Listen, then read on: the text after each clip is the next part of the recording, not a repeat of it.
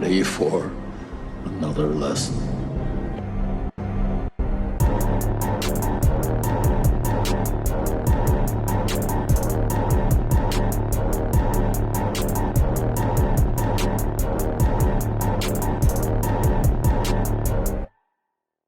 What's up, everybody? Welcome back to Back Row Banter, your favorite casual movie talk podcast. I'm one of your hosts, Adam Schwartz, and on today's episode in the news, HBO has renewed 2 shows for a second season. There's going to be no trailer talk this week. The new streaming list is, of course, the first week of the month, but it's kind of a weak first week. A week. Yeah, it's a week if you're tracking. The homonyms. Did we go over this last week? We did, yeah. That would be a homophone. I'm not going to rehash this. Homophone sounds the same, means different. We'll get to what we're watching, of course, and then our main review for the episode is Midsommar. But before we get to any of that, I'm joined today, of course, by psychedelic Nathaniel. Woo! I'm psychedelic Nathaniel, who I guess also means spooky ghost Nathaniel. But hey, how's it going? Good, man. How's your week been? Pretty busy, I guess. I come back to work. I had vacation last week, so that always feels crazy to just hop back into work and everything. But I also ramped up my vacation towards the end too. So it was Friday I was playing volleyball, and then Saturday I was playing golf, and then I was back to work on Sunday. So it was just who you go golf with? My friend Nick was in town from Texas, and I actually golfed with a couple former coworkers at Anheuser-Busch down in Naperville too. So got to play golf with the guy that laid me off the first time. So I don't know if you've told us this before. What did you do for Anheuser-Busch? You've mentioned you worked there before, but I don't know if you told us what you did. I was known as a brand activation manager. So I would go to bars and run what was called activations, which were just tastings or events or raffles or that kind of thing, in an effort to try and get more space filled up in the bar with Anheuser-Busch products kind of thing. So yeah, one could argue they would have better success with something like a Red Bull girl rather than a 6'2" white guy with glasses. Sure. But it was what it was. Maybe that's why I ended up getting laid off. But who knows? Who can read between the lines there? But no, it was a fun job. Unfortunately, just was time to go, and it wasn't that guy's fault at all. Of course, it was just funny that I got to play golf with him several years later too, and he's doing well too, so all worked out in the end. Everything happens for a reason. That's right. Also joining us today, speaking of everything happens for a reason, it seems like a apt little saying for this week, right, Ty? It's the engaged one, Tyler Vidalis. Yeah, how you doing, man? I'm good. Feel different? Wake up a little bit of a pep in your step? I woke up with a little bit more sleep. Okay. That's also valid. This is a Back Row Banter exclusive. We were joking, but I was like, you're the one that's not going to be able to sleep tonight. And I was like, I'm going to sleep like a baby. That's funny. So, yeah, you got engaged finally. I did. Yeah. I absolutely did. Congrats, dude. Thank you. Congrats again, my man. I'll probably put, with your permission, of course, put some of that pre-pod banter where we go over everything that happened in the post-pod. Yeah. That's totally cool. But it seemed like it was a pretty low-key proposal that went very well. Yep. Right up our alley. So things that go very well that are pretty low-key. All right. Cool, dude. Can't beat it. Yeah. So I guess stay tuned to the end of the episode if you want to hear all those details. We're not going to rehash them twice, I would say. So you were gonna say bore. Yeah, and then I stopped myself. So you know what? Okay. I stopped myself. Thanks for calling me up on it, Ty.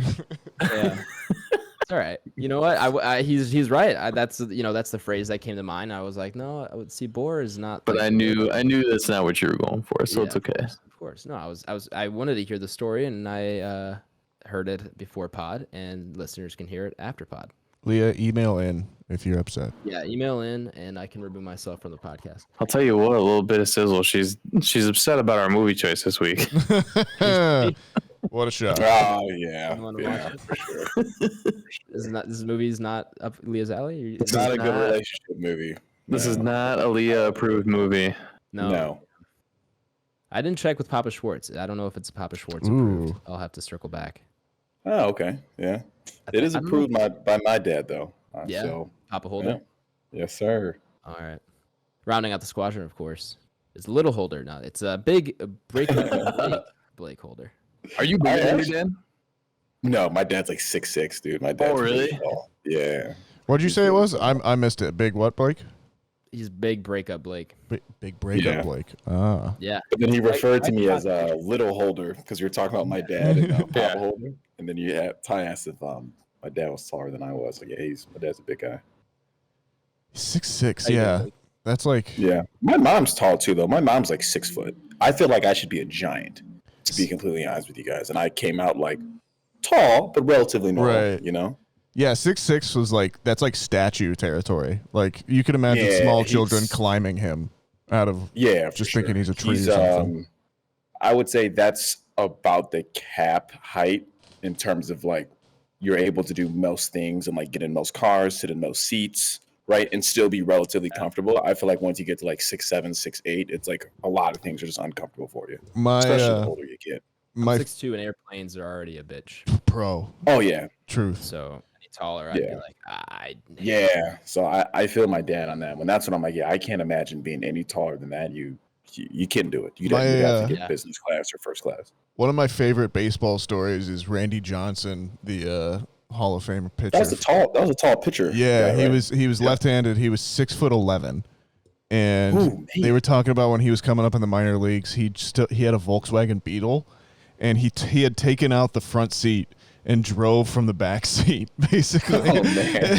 And, No way. yeah, that's one of my all-time favorite poor baseball player stories. Like, yeah, that was like the only car he could afford or something, and he just drove from the back seat. wow. How tall did you say? That's 6'11". Holy shit. Yeah, his nickname was the Big Unit. Yeah. Yeah, it sounds like that's pretty appropriate. He's the one Anyways. that hit the bird, right? He is the one that exploded the bird. Exploded the bird. He was one of those guys throwing Oh, that is him on that clip. Yeah. Okay. He was Yeah, one of those yeah, guys throwing 98, 99, 100 when no one could do that. And he threw from the left side. And by the time he was 6'11", so by the time he actually was like delivering it to you, it was coming from 50 feet rather than 60 feet. Yeah, Right. yeah, with that wingspan. Scary. My fraternity brothers posed a question in our fraternity chat the other day, and it was, if you had 1,000 pitches against Jacob deGrom, who, if you don't know, is basically modern day Randy Johnson, who's just Okay. Yeah, throwing he's 100 filthy. mile an hour fastballs, sure. and on top of that, like a 92 mile an hour slider, so it's Right. got hella movement. Top tier MLB pitcher. Basically, Right. considered one of the greatest, if not the greatest pitchers, especially like pitching right now. He's probably considered the greatest. But Sure. if you had 1,000 pitches against him, you don't get tired. You know, there's none of that. But like, you get 1,000 pitches of your best effort. Do you even make contact once? I feel like within 1,000, you would make contact at least one time. Like, you just touch the ball. Yeah, right, for sure.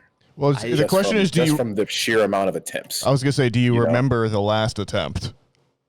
Yeah, I think so. So you can build experience off of this, is what Right. you're saying. That's what I'm. Yeah, that's what I'm thinking on Nathaniel. It's like just off the sheer attempts and kind of like learning trial and error while you're doing it. I reckon I could bunt one. Yeah. I wouldn't even want to like expose my body that much to that pitch. Like that scares the shit out of me. Ah, fuck 100 it. miles an hour. I don't think anyone like, if you haven't played baseball, the fastest pitch I've probably seen was probably around 90, 95. If I had to remember correctly. Like I had never seen anything above that. But like, you get to 100 and then think about a slider that's moving at 92, like you just don't even see the ball. Yeah, that's tough. The fact that anyone is expected to hit it and like touch the ball with a bat, that's just Yeah, but I'm still saying you make contact. I reckon I could bunt one. Right. They're right. So I agree with Nathaniel on that. And I'm not a great baseball player by any means. I would argue I'm a subpar baseball player. Very subpar. Adam, you played in Yeah. high school, right? Well, I played travel for 4 or 5 years, played tennis in high school, but then played in a rec league in the That's summers right. of high school. So sorta, yeah. So I was like facing in the rec league, facing pitchers that played in high school, and like we're at like there's a very good school near in the district, Buffalo Grove, had a lot of good baseball players, so I was facing some of their pitchers. But yeah, I don't know, that watching him pitch scares me. And you hear batters and like players nowadays like talk about what facing him is like. They're just like, you just don't even like see the ball, and the ball like accelerates at you, like it gets faster the closer to home. He's like got that home great plate it goes. explosive rising Yeah, fastball. it's just like it elevates Yeah. almost. And then what just throws you off so much is like his slider is still 93 miles an hour on average, and then like it breaks so late, so it just looks like a fastball. And then if you think you can finally swing at it, it's not even where you thought it was. It's why Yeah. I use a 12-inch diameter bat. Just a tennis ball or like a tennis racket. Yeah. I actually saw a clip the other day. It may have been We're way on off topic. Instagram. Sorry. Just from seeing. Yeah, I know we are. But nonetheless, I saw a clip the other day on Instagram, and it was basically just like the angle from like behind the pitcher, right? So you can kind of see like how Right. balls are thrown and things of that nature. And it was just showing how like almost all of them look the same, like 75% the way through Right. to the plate. Yeah. And then they just disperse off. And then I was just watching that just as a fan of sports and being able to appreciate something. I was like, that's fucking insane to be able to hit that. Oh, if you ever want a good You know? Twitter, just like deep dive, look up Pitching Ninja. All he does is like clips like that where it's just Okay. overlays of Pitching guys. highlights, basically. Yeah. There's just fucking, they're insane. Yeah, that's so Especially interesting nowadays. to me, dude. Just baseball is so foreign. It's one of the sports I've never played, you Sure. know, and it's crazy difficult. It is on all ends of things. Yeah. Anyways, What we That's got enough, here? that's enough baseball talk. Let's get into the news. So as I mentioned at the top of the show, HBO has renewed. HBO's in the news a lot recently, man. They are all over the place. HBO's renewed 2 of their new shows actually for season 2. So first of which is House of the Dragon, which we now have 2 episodes of. The first one broke HBO Max because of how many people were trying to log on. did it and watch really? Yeah, so I think it crashed. I don't know for how long, but it did crash the night it debuted, with how many people were trying to view it. And I think it said the second episode did even more numbers, if I remember correctly. Chewy said that him and Priscilla tried to watch it right off the bat, and it was crashing, so he said they just waited. Yeah, the first episode's viewership has climbed to 20 million viewers. That's according to this article, which was posted on August 26th, so a few days ago, which I'm sure has gone up even more. So yeah, this would have been the 26th, so this would have been even before the second episode even debuted. So after the first one, they just automatically went ahead and renewed it for a second season, which I think is not unexpected given the fact that like this has been their Warner Brothers biggest IP in the past 10 years or so, or at least most successful. And the fact that like it's proven that people are willing to come back and watch Game of Thrones. Why not just run a second season? Even if this first season falls off, I would say they're going to retain still half of that viewership, and 5 million viewers is still quite a bit. So that makes sense. Very quick after the first episode, but I don't think this is really a shock to anyone. I think this is just more they wanted to make sure people were still invested, and like it was just like, okay, cool, HBO Max is down, we'll just give you a second one.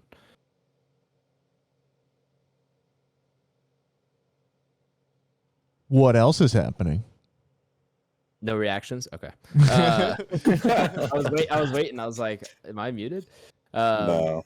Okay, but well, and I'm sure some of us have seen that. So we'll talk about the show more and what we're watching. But then the other show is Nathan Fielder's The Rehearsal, which I brought up on what we're watching before. So Nathan Fielder from Nathan for You, which has 5 seasons, and I believe all of them are now on HBO. His show, The Rehearsal, just wrapped up, and they have renewed that one for a second season as well.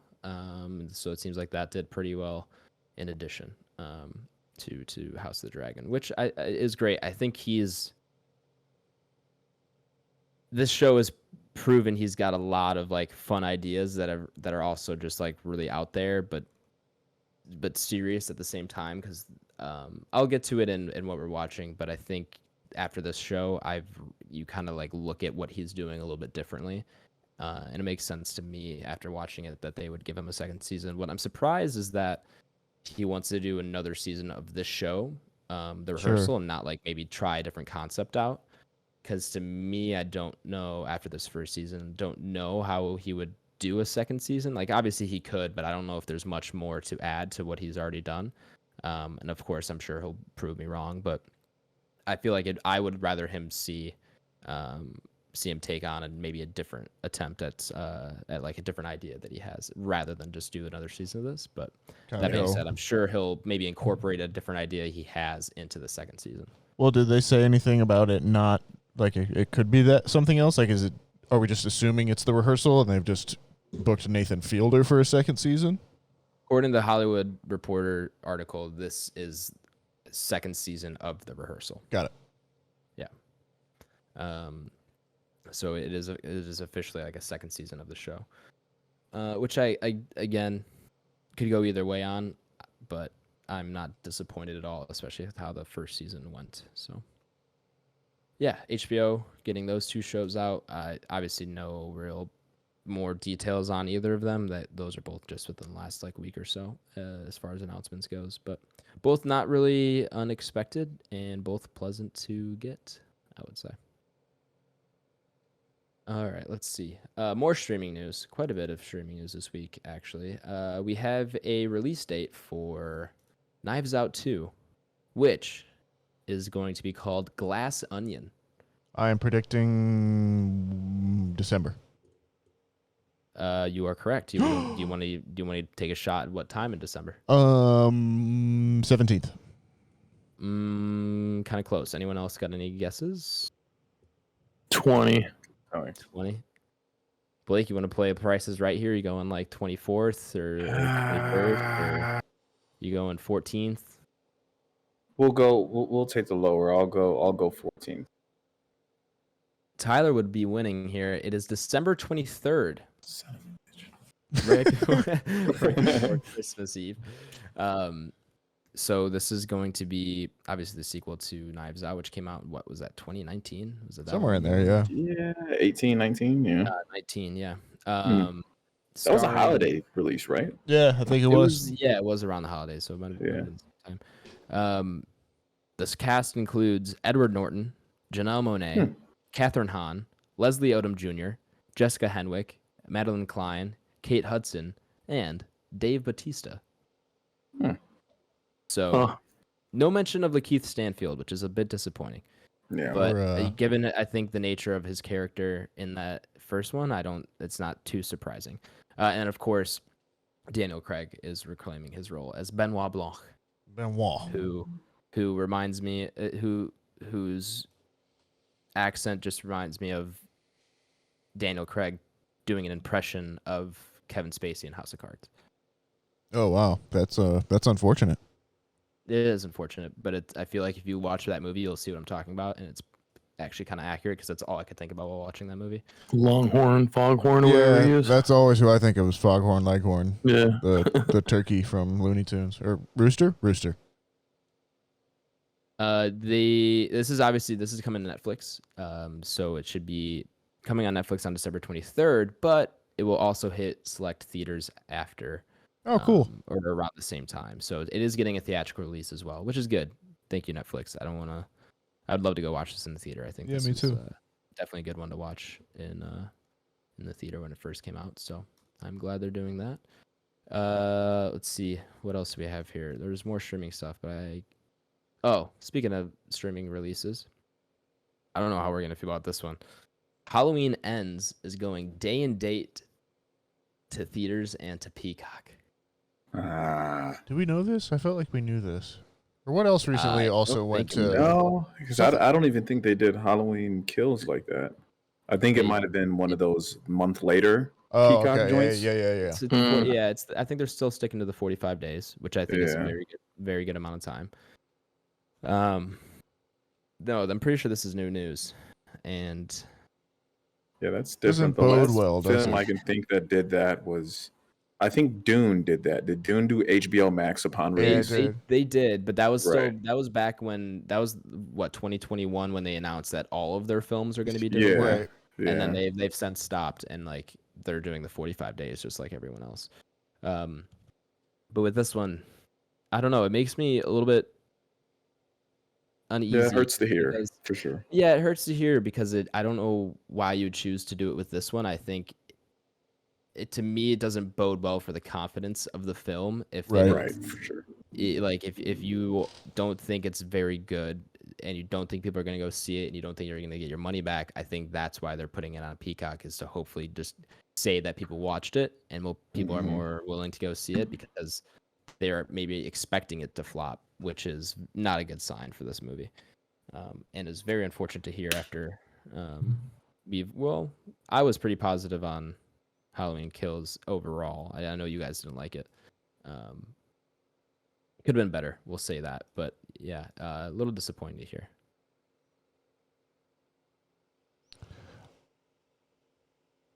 It makes me feel like back in like the mid thousands when we would get a Saw movie every Halloween. Speaking of Saw, Nathaniel, just bantering now, ironically. Did you see Ryan Hollinger's video on Spiral? I did, yeah. Yeah. Yeah, that movie's bad. I agree. I agree. So, well, enough on Halloween Kills. What else we got, Adam?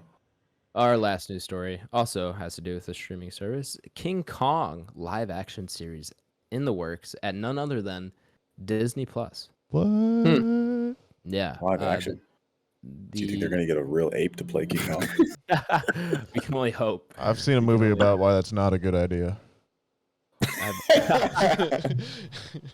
Yeah, No balloons on set. for sure. Yeah, it doesn't really give much detail as to what's going on with the show itself, other than it's like kind of going to be based around the 1933 film. Okay.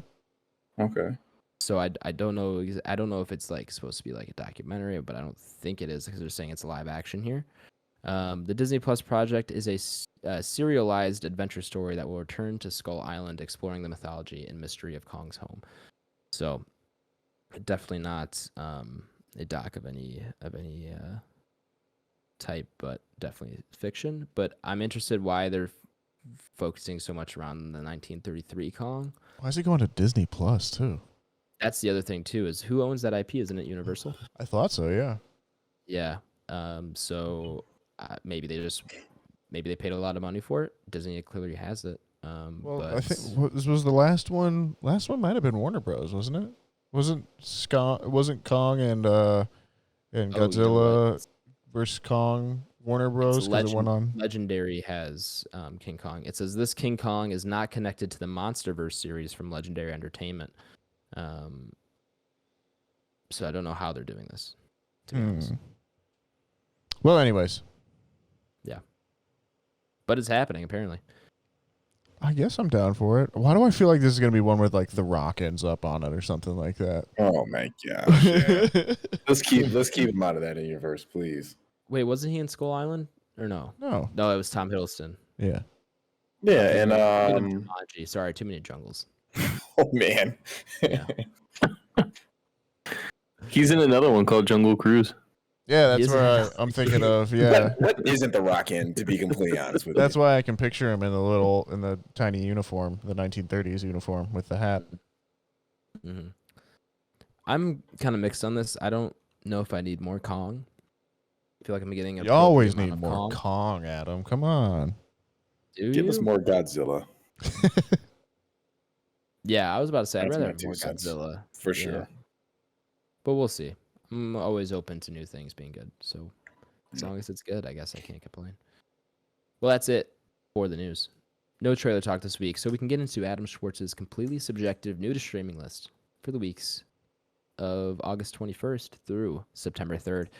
If you don't know what this list is, a lot of things come to the streaming services. This is my hand-selected, curated list of the things that might be worth checking out. Netflix is getting Me Time. It's a Netflix original film starring Mark Wahlberg, Regina Hill, and Kevin Hart.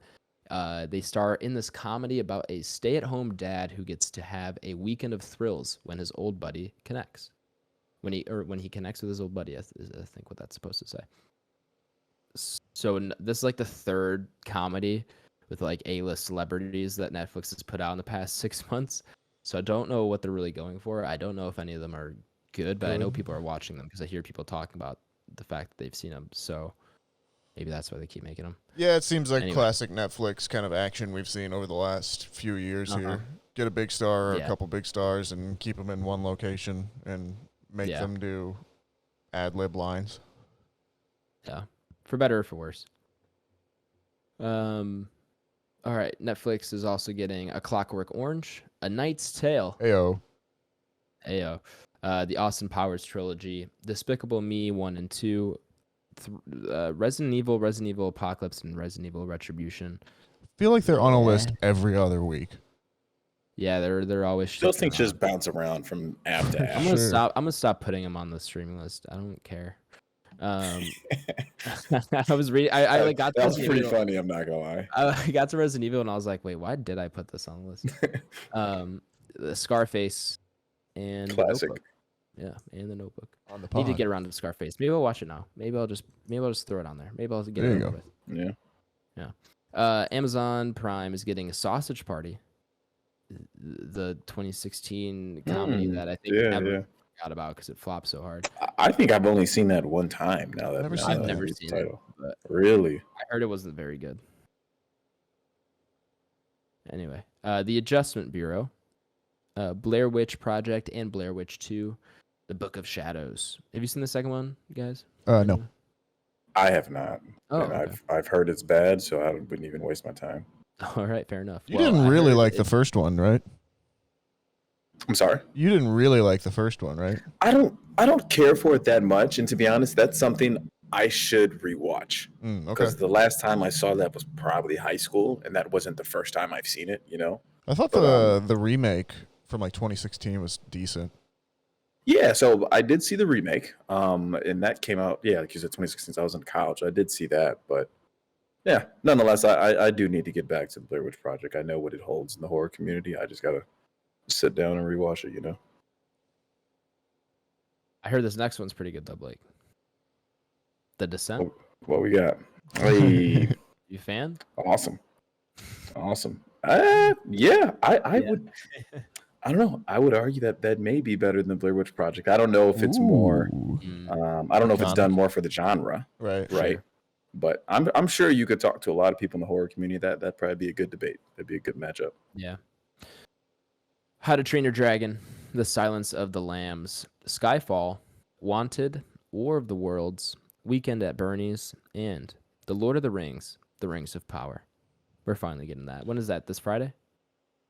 Believe so. Tyler from the Top Rope? Yeah, it's the second. The second. So that would be, I believe, this Friday. Yeah. All right. You excited? I am. I unfortunately will not be in town. So you're gonna watch on your phone?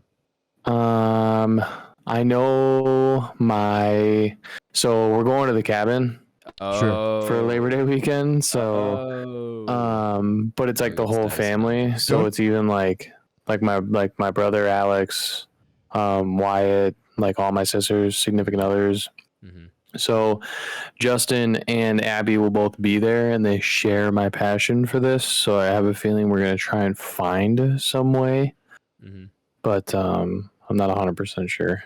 Do I have a vague memory of a story that you guys actually keep copies of Lord of the Rings down at the cabin, like the movies? I bring them. Okay, that's what it was. Yeah, I always bring them. They're always brought. You should just get a set. I can actually afford it now because over the last couple of years, I have acquired the 4K extended editions. Nice. All right, well, that's it for Amazon Prime. Hulu's getting Forged in Fire. Whoa. Seasons 1 through 3, which were they on there before? Yeah, at some point they were. That's the Netflix joint, right? You are watching? No, it's it's not Netflix. It's a History Channel. E? History Channel. Okay. History Channel. But is that the same? It is on Netflix too. We Yeah. put it on that one. Yeah, it was on Netflix for a little bit. It's. Okay. I feel like it started on Hulu, then Netflix got some, and now Hulu has some, and Netflix has some, and now Hulu's putting more of the old ones back on. It's a weird one. Gotcha. Okay. But to be clear, though, is that the film, or excuse me, not the film? Is that the series that we used to watch when Ty and Nathaniel lived together? Right. Yeah, we Correct. put it on once. Okay, twice gotcha. over Yeah. there. Gotcha. They also have Forged in Fire, Knife or Death, seasons 1 and 2. Are you guys familiar with this? Because I'm not. I feel like that's like the spinoff with, I think, like hosted by like Goldberg or something like that. And I don't think it's an actual, like, it's not a forging show, maybe. Gotcha. Did not know. So I just thought I'd throw it on there. They're also getting American Pie 1 and 2. Batman Begins, which is kind of random. And The Social Network. Not random. Very good movie. HBO Max is getting American Sniper. The House of the Dragon series, or episodes 1 and 2 are already out. And they're out every Sunday. The Hobbit, The Desolation of Smaug.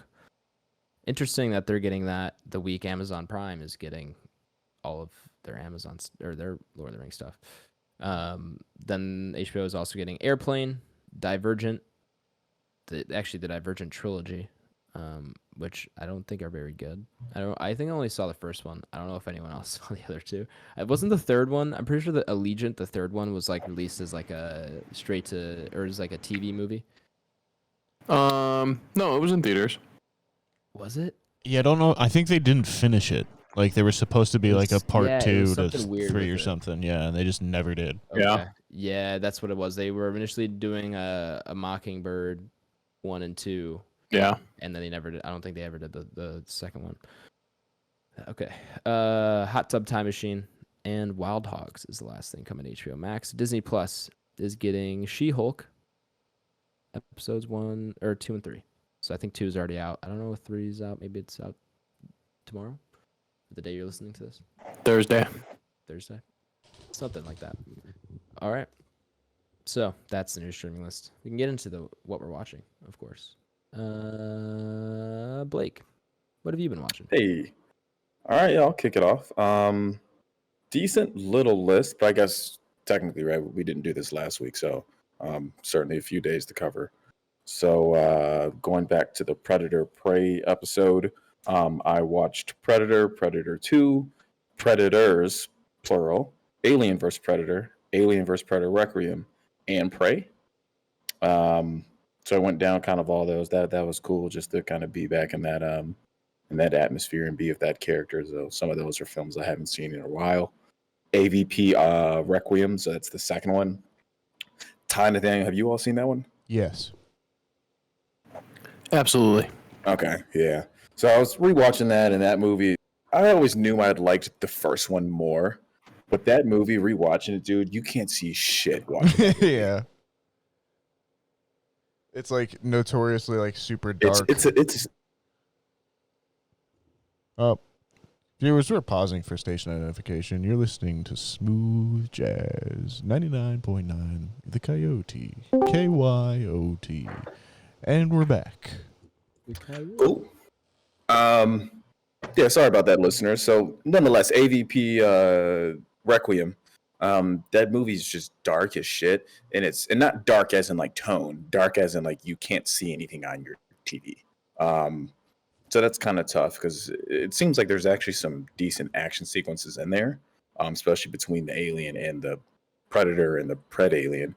And it sucks, man. Can't see any of it, but it was really cool to kind of go through that series and kind of see the different Yautja and predators and like where those rank, like kind of to Adam's point, where you're like, once you kind of wear those things right, you can see like how people have certain traits, certain weapons they use based on honor codes and whatnot. And nonetheless, the Predator in Alien vs. Predator Requiem is probably the highest ranked Predator we've probably seen on film for the most part, outside of like the elder ones in Predator 2 that come out and hand him the pistol that the lady gets in Prey. Right.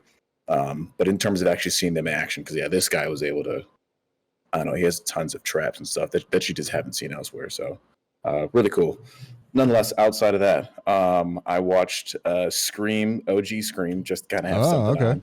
And then I also rewatched Scream or Scream 5, Scree 5 Am, however you want to put it. So I rewatched that for the first time since, I think that was a January release.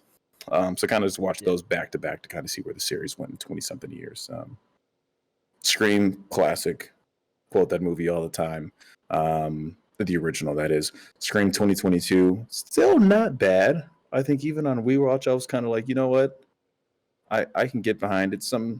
it was difficult to piece together who's who in this one. Sure. Right, like once you're aware of who the killers are, where in the original one, like it's like down packed.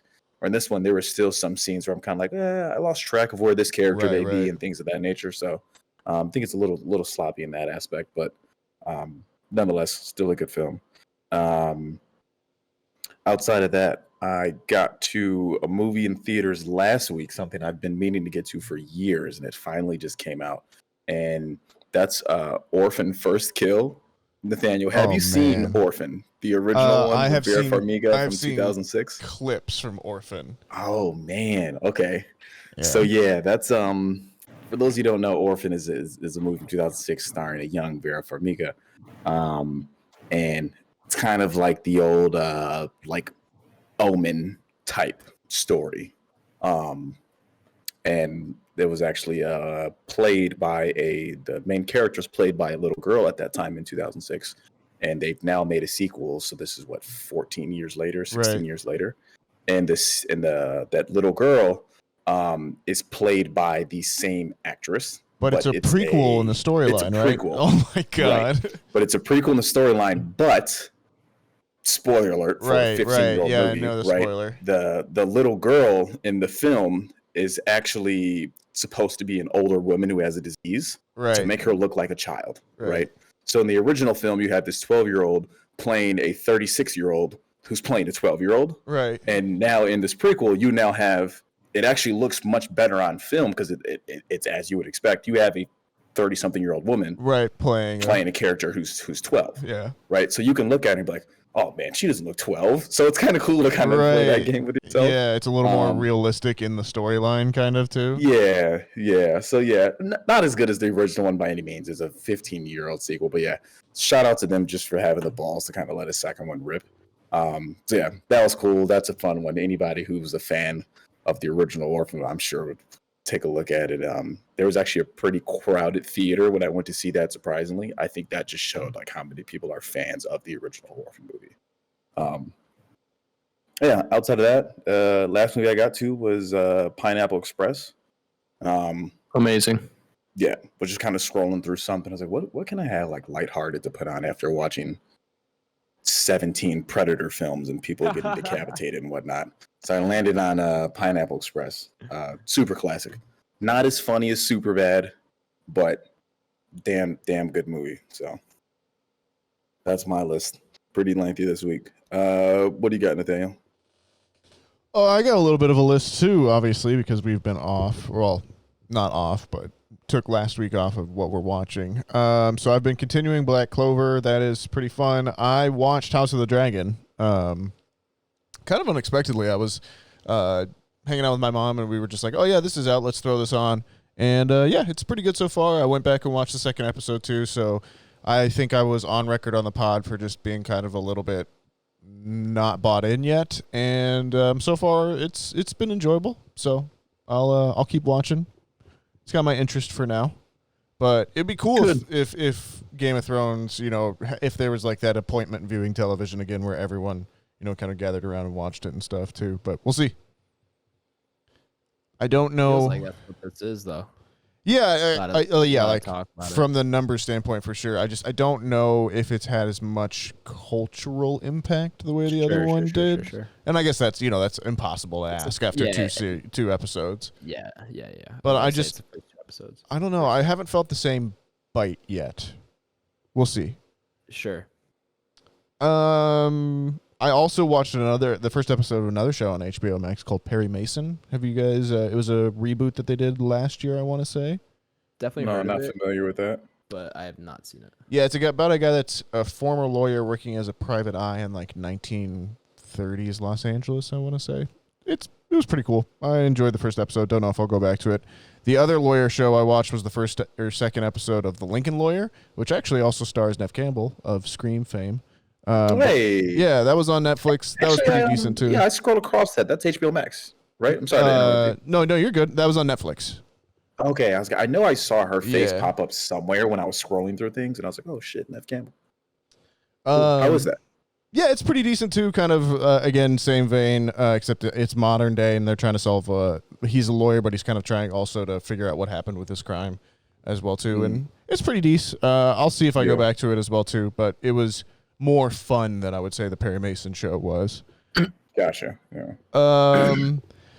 Watched a couple episodes where I'm caught up on the dub of One Piece. I know Tyler has been watching some of that. Like, I obviously didn't watch all of it. I just have read it before, so I was watching the most recent episodes that they kind of released because I guess they come out in batches as well. And Waz is up to date, so I watched those as well too. And then I actually watched all of the Rehearsal. So, you did? Yeah, I kept that from you in a Nathan Fielder-esque twist there until this very moment. You kept telling me you don't like him. Yeah, I've seen him a couple times before, and I don't know if it was a different setting or what, but I just found him a little bit grating kind of thing. But it took me until the line in the first episode, it's days like these that I curse the Chinese for inventing gunpowder, to just absolutely crack and laugh for maybe 5 minutes, just unobstructed. Is that the police officer that says that? That was one of the funniest things I've seen in like a year or something like that. Yeah, that sequence is hilarious. But yeah, then it kind of expands obviously off that. I don't want to talk about it too much because it does get like kind of spoilery, but if you haven't watched it or you didn't listen to Adam talking about it before, Nathan Fielder kind of comes up with this idea that you can prepare for anything by doing rehearsals of it beforehand, whether that's everyday life moments of, meeting someone new, or if you have to tell someone something big or something like that, and then it just kind of spirals out from there.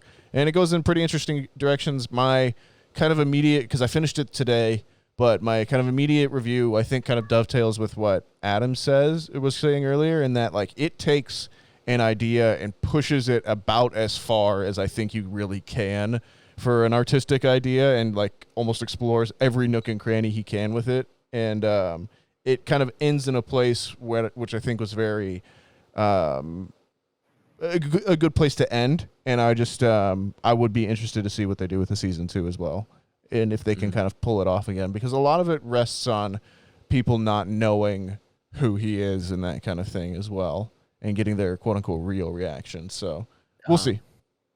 Yeah. And then the last thing I got to on the list, which was one that I had been talking about doing for a long time and never actually committed to, but I watched The Fellowship of the Ring, the extended edition, for the first time. Yes. When you thought Lord of the Rings couldn't get any longer. Yeah, but it's fine. I've never been a critic of Lord of the Rings length. I think it's definitely worse in The Hobbit, obviously. Yeah, you feel it a lot more in The Hobbit. But yeah, I think, Lord of the Rings is one of those ones that may be kind of like in that realm of just really tough for me to think about critically in any way, because it has such a tie-in of my life of when I just kind of like fell in love with going to the movie theaters and stuff. And, I think that's a lot of kind of our generations, and Tyler can speak to this, just really foundational movie moments where pop culture phenomenons where it just like felt like everyone was going to see it and everything. And it was big in a ways that not a lot of movies were big then. And I guess there was other movies that were big at the time, but yeah, it was just different, I felt like. So yeah, it was awesome. Loved it. Gonna keep going in the series, and then hopefully watch the new series and see how it compares. I'm happy for you. I figured you would be. But what about you? What have you been watching, Tyler?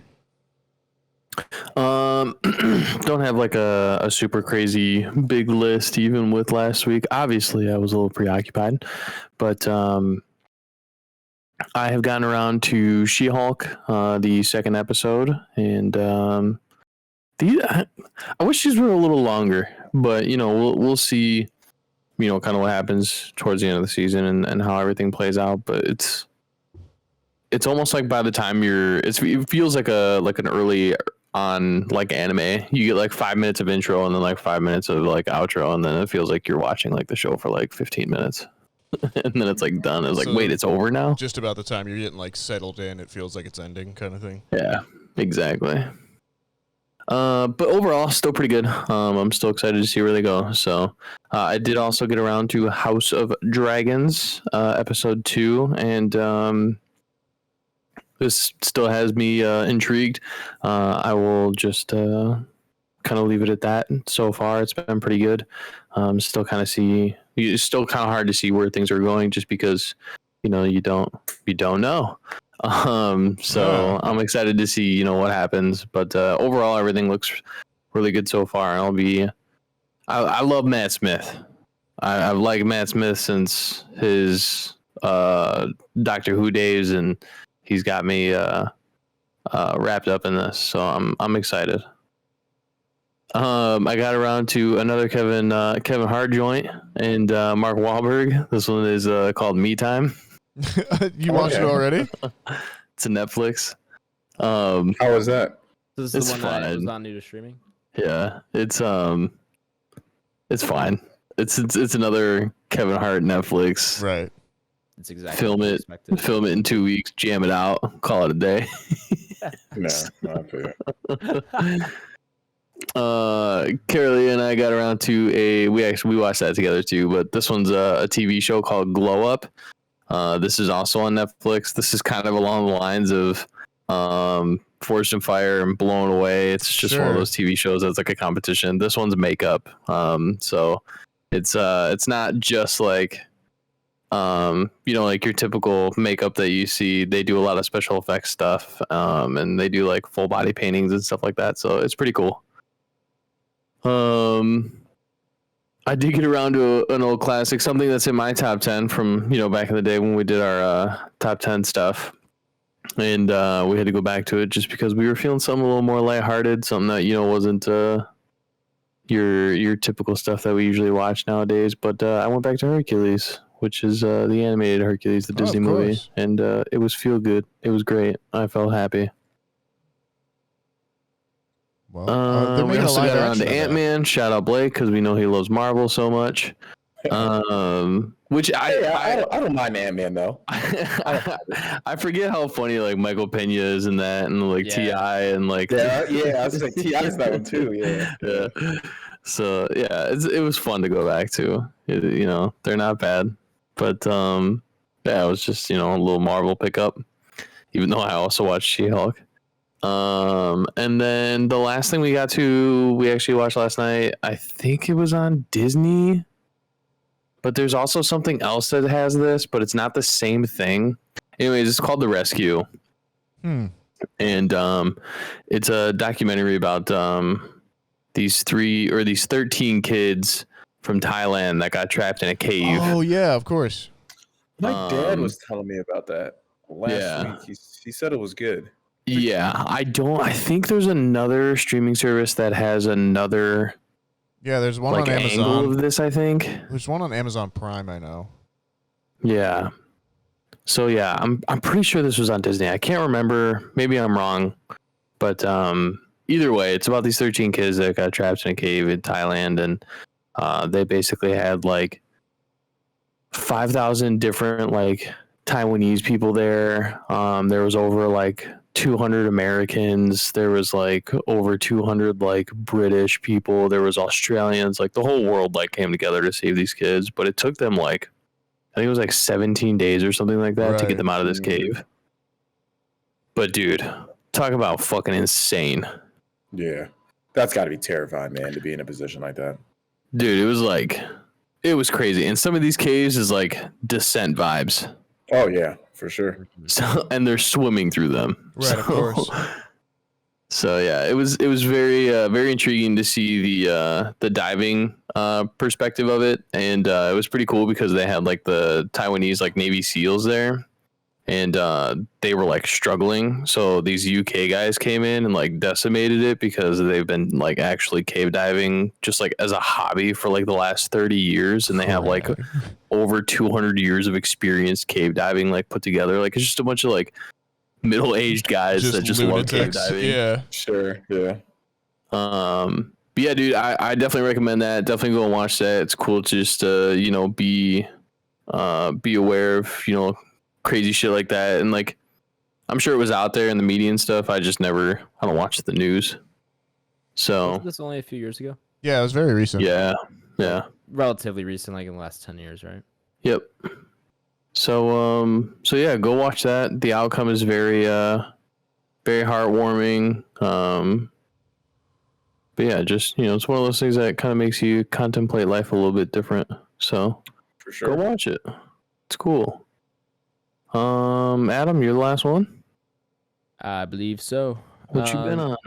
So I'll start off with the things we've kind of already touched on. House of the Dragon. I only got to episode 1. I just had a busy last couple weeks, so I watched that the other day. I'm gonna get around to episode 2. I started it, haven't finished it, but very different overall. At least as far as like the directing of it goes. You can just tell stylistically it's not Game of Thrones, which I felt like had a very more, I don't know how to put this necessarily, but it was a little bit more standard in its camera, where it's just a little bit more steady, and you hold these conversations in between like kind of two characters, and the camera wasn't very dynamic unless it was kind of like a battle sequence or something like that. But immediately I think the opening shot is basically like them panning through a hall and stuff, and so just taking a different bit of a different route with its style, but that's to be expected, of course, different directors and whatnot. So but yeah, I'm on board so far. It hasn't grabbed me as much as like the first series has by any means, but that's hard to top, so we'll see where it goes. The Belgium Grand Prix, anyone else get to that? I did. Ty's gone, so I don't know if he did or not, but He did as well. Yeah, I know he was watching. We were in the group chat together. Gotcha. Yeah, I was just happy to have racing back, but it was not the most exciting race once kind of the leadership had been established. First like dozen laps were like, oh wow, and right. then after that it was like, oh okay, this is now we're just watching Ferrari fuck up again. Yeah, exactly. It's watch Max Verstappen just build up an insane lead that no one's ever going to touch, and then it's Ferrari just being Ferrari and me feeling bad for Charles. Yeah, so. It is times like this though that I am happy that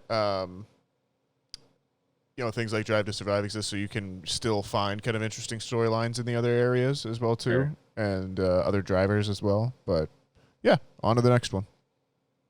Yep, can't wait to finish out the season. It's been a good one. So I moved into my apartment. Okay. My roommate bought a Noah 5. Samsung. No. His name's Ray. Not living with a Noah this year. It could be Noah 5. I like just running with everybody. Adams lives with Noah. Yeah, I'm totally on board with that. Well, okay. Anyway, we were kind of debating what we were gonna do for a TV in the living room because they don't give you one, and we were talking about it. He's like, I'm just ready to buy like my own TV and I'll put it in the living room. And so we went to Target, I think, and he bought like a 65-inch Samsung, like their holiday edition. So it's like the 6190 or something like that. And it comes with Samsung TV, which I didn't even know was a thing. Yeah, that's like those free internet channels, basically. Yeah, and it's got a lot of them. And we found one, and that is nothing but 24 hours a day. SpongeBob? 7 days a week. Deal or no deal. God. Okay. Yeah. So we've just had that on in the background here and there, as like we're maybe in the living room cooking or eating dinner or whatever it is. But that show is so good. And I Stand is maybe the best game show hosts of all time. My brother was obsessed with Deal or No Deal. Yeah. Noah won, yeah, OG Noah. He had like every version of like the board game, the video game, those like back in the day when you used to get those little handheld consoles and like they'd come with like a component jack and you'd like put it into your TV and only had like one game on it as well too, and it looked like, I don't know, I think his looked like a case or something like that. He had like a DVD version of it as well too. I've listened to Howie Mandel ask people Deal or No Deal more times in a life than any man should. But it is a good show. It's a good show. It's good. It's entertaining. I'd love if they brought it back. It's also like, what a time capsule. Like that was what, 2000. I feel like they did bring it back. 2009. I think like they're doing new episodes now. It's like an IGN like produced show at this point. Is it really? And I think they do it for like 60,000 rather than like at the time it was like $1 million or something like that. But yeah, it was $1 million. Yeah. I was never into game shows. I'm with you, Ty. Here and watched there, they're good. It depends on Like the I guess like the competition shows are kind of like a version of that, but like I just never really got into like the Jeopardies of the world or like the I Wheel remember- of Fortune or Price is Right, stuff like that. It was a grandma My show for family- me. Grandma shows, like that's what my grandma would always watch. My family just always had them on. Like my mom would put them on in the kitchen while she's cooking or whatever, or we just have them on in the background. Like it's not all we watched, but like we just have them on. For Like sure. if it just to have something on in the background, we'd throw in like a game show most of the time. What else here? So I'm in a documentary class this semester. Mhm. It's been very fun so far. My professor is great. He's a documentary filmmaker himself, and he's had even a few docs come to Netflix. His most recent one was a film called Procession, which got picked up by Netflix and kind of went. They tried to push it for an Oscars run, and I don't think it ever got nominated. But like that was like the goal, basically. Cool. My brother, even before I even knew of my professor, knew he was at Mizzou, my brother sent me the link to his film and was like, this is one of the best things I've seen recently. So I haven't watched it yet. It's on the docket for films you have to watch later in the semester, so I'll be getting around to it. But anyway, we have to watch quite a few documentaries for this class, as you can imagine.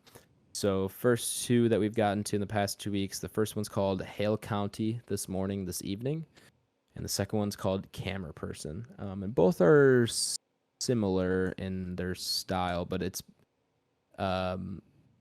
Hale County was interesting because it was just it's about like a segregated county in Alabama, and it kind of just follows a bunch of random groups of people, and I say random groups of people because it's like there's no through line really. Sure. There's a few common story threads, but it's just like this filmmaker.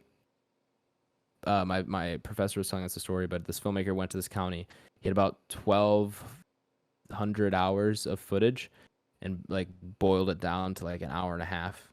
And it's just like these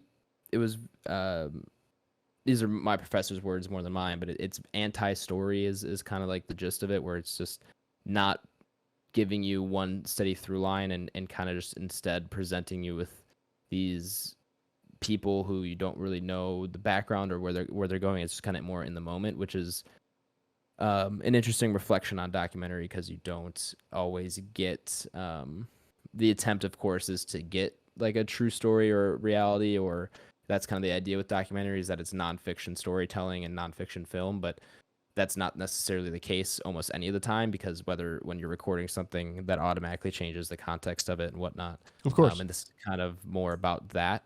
And Camera Person is similar, where the Camera Person is about her name was Kirsten Johnson, I think, and she's been a documentarian and a camera person for several documentarians, and it's like over the past 20 to 25 years, she has a bunch of just footage from all the things that she shot, and it's kind of a compilation of like the things that she felt were most impactful and powerful, and the moments that she lived that she felt were the most kind of just like the biggest things that she saw almost. And so it's a bunch of compilation of footage, and it's about an hour and 45 minutes long. It's really interesting, and it also kind of changes your perception of like what you expect a documentary to be, as well as like gets you to think more about what a documentary is, which is kind of like the first part of our course, is kind of defining or changing our definitions or expectations of documentary. So I will have quite a few docs on what we're watching in the next 15 or so weeks, so get ready. Okay. Sounds like But a yeah, good time, dude. Class has been great. Yeah, been really liking that one. All right, well, we can finally get into the main review segment here at Back Row Banter. So welcome, ladies and gentlemen, to the main review segment. Nathaniel, if the listener here is new, or maybe they've just forgotten, can you give them a rundown of how our review segment works? What up, folks? If you're new or maybe you've just forgotten how the review segment works here on Back Row Banter, it is split up into two sections. There's the non-spoiler section, and then there's the spoiler section. It's pretty self-explanatory. In the non-spoiler section, we'll go over the movie's IMDb page, who made it, who made it, who's in it, who wrote it. It's a little summary itself. We'll go around the squadron and decide if we recommend this movie. It has to be a yes or no. There is no nuance on the internet. And then we'll play the spoiler noise, and from then on, it'll be full spoilers. If you don't want to have anything spoiled for you, check out before then. But do come back because we'll rank this movie up on our Entropy list, which is our big list of everything we watched on the podcast ranked. With that being said, Adam, can you tell me about this hotly anticipated, much can't think of another word than anticipated, much discussed, much debated, much we've had it up on the short list for a while now. A little peek behind the curtain there. Basically since we started the podcast. Yeah, this is one we've been holding on to for a while, but do you want to tell us about Midsommar? I would love to. This movie was released in 2019. It's rated R, as it should be, with a runtime of 2 hours and 28 minutes. And an IMDb rating of 7.1 out of 10. Directed, of course, by Ari Aster, which another one of my film professors today pronounced it Ari Aster, and I'm just thrown for a loop. I've always heard Aster, so I don't know. Written also by Ari Aster, and starring Florence Pugh. A pause for Blake to jump up and take a breath. Yeah. Collect himself. I like the reference time. Jack Rayner, Wilhelm Blumgren, William Jackson Harper, Will Poulter, Alora Torchia, and Archie Medekwe. I think it's stop it there. Yeah, I was gonna say I'm gonna stop there. A big cast as a whole, but a small set of characters, if that makes sense. Yep. Lots of characters on screen, but only a few that we really follow and interact with. So, the IMDb summary, I can't wait for this one because I don't know how anyone's going to do this. IMDb summary reads as follows: a couple travels to Northern Europe to visit a rural hometown's fabled Swedish Midsummer Festival. What begins as an idyllic retreat quickly devolves into an increasingly violent and bizarre competition at the hands of a pagan cult. Is it a competition? It's got the ingredients of something that could be a decent IMDb summary, but it just gets it wrong. I don't feel like that's what this movie is. Because it has the pieces. It's just you got to swap them out a little bit. Yes, there's a couple involved here, but it's a group of friends really, and the couple is within the group of friends, I would say. They're visiting Northern Europe. It's in Sweden, and there's a cult, and it's not really a competition. There's a competition, but the movie's not a competition. The festival's not really a competition. So, I don't know how many other gaps there is to fill in, because the movie starts and you're immediately into spoilers pretty much right away. Well, they're there as an anthropology tour. They're anthropology students, and that's their kind of reason for visiting the Harga, which is the Midsummer Festival. Yes. So they are there for studying purposes, but also kind of as a vacation. Yep. Bit of both. And they're there because of one of their student friends, Pele, who is from this community, and he invites them back for the festival, claiming it's a once in a lifetime opportunity, which of course I guess you could say it is. And I don't know if I really want to say too much more than that. Once they, the movie, like I said, movie starts off and you're right in the thick of things, and then you get out of the first act and you're right in the thick of things. So, it's quite the film. If you've seen Hereditary, you kind of know with Ari Aster that you're probably in it for something special, and of course you are. I think I finished the movie last night, and the first thing I sent in the group chat was Ari Aster has a very special mind. I love it. Bro, I caught that this morning when I woke up. If you haven't seen the short story or the short film, The Strange Thing About the Johnsons, absolutely. That's a viewing experience that will sit with me for a long time. Oh, I'm with you. Honestly, probably a heavier viewing experience than either of his two films. Oh yeah, feature-length films. But to Adam's point, Ari Aster, he's as we always say, he's tapped into something else, right? Just in terms of kind of the horror genre and how he's able to portray things and themes of grief and depression. He's good, man. He's also such like a normal looking dude for the most part. Sure. And then what comes out of his brain is just like, okay, like I love it. It's fun. Well, fun is it's like a fun viewing experience because it's like so weird and interesting, but it all works. He makes it work. But it's just like, wow. There was come up with this stuff. A horror director that was describing Tobe Hooper, who did Texas Chainsaw Massacre, the original one, and Poltergeist, and among us a couple others. And he's like, he's a very, very nice man who is just capable of thinking in ways that you wouldn't dare think. And I think that pretty much sums up Ari Aster as well, too. Sure, yeah. Yeah. All right, well, non-spoiler thoughts here, guys. This is Tyler, your verse viewing experience as well? Correct. Oh, okay.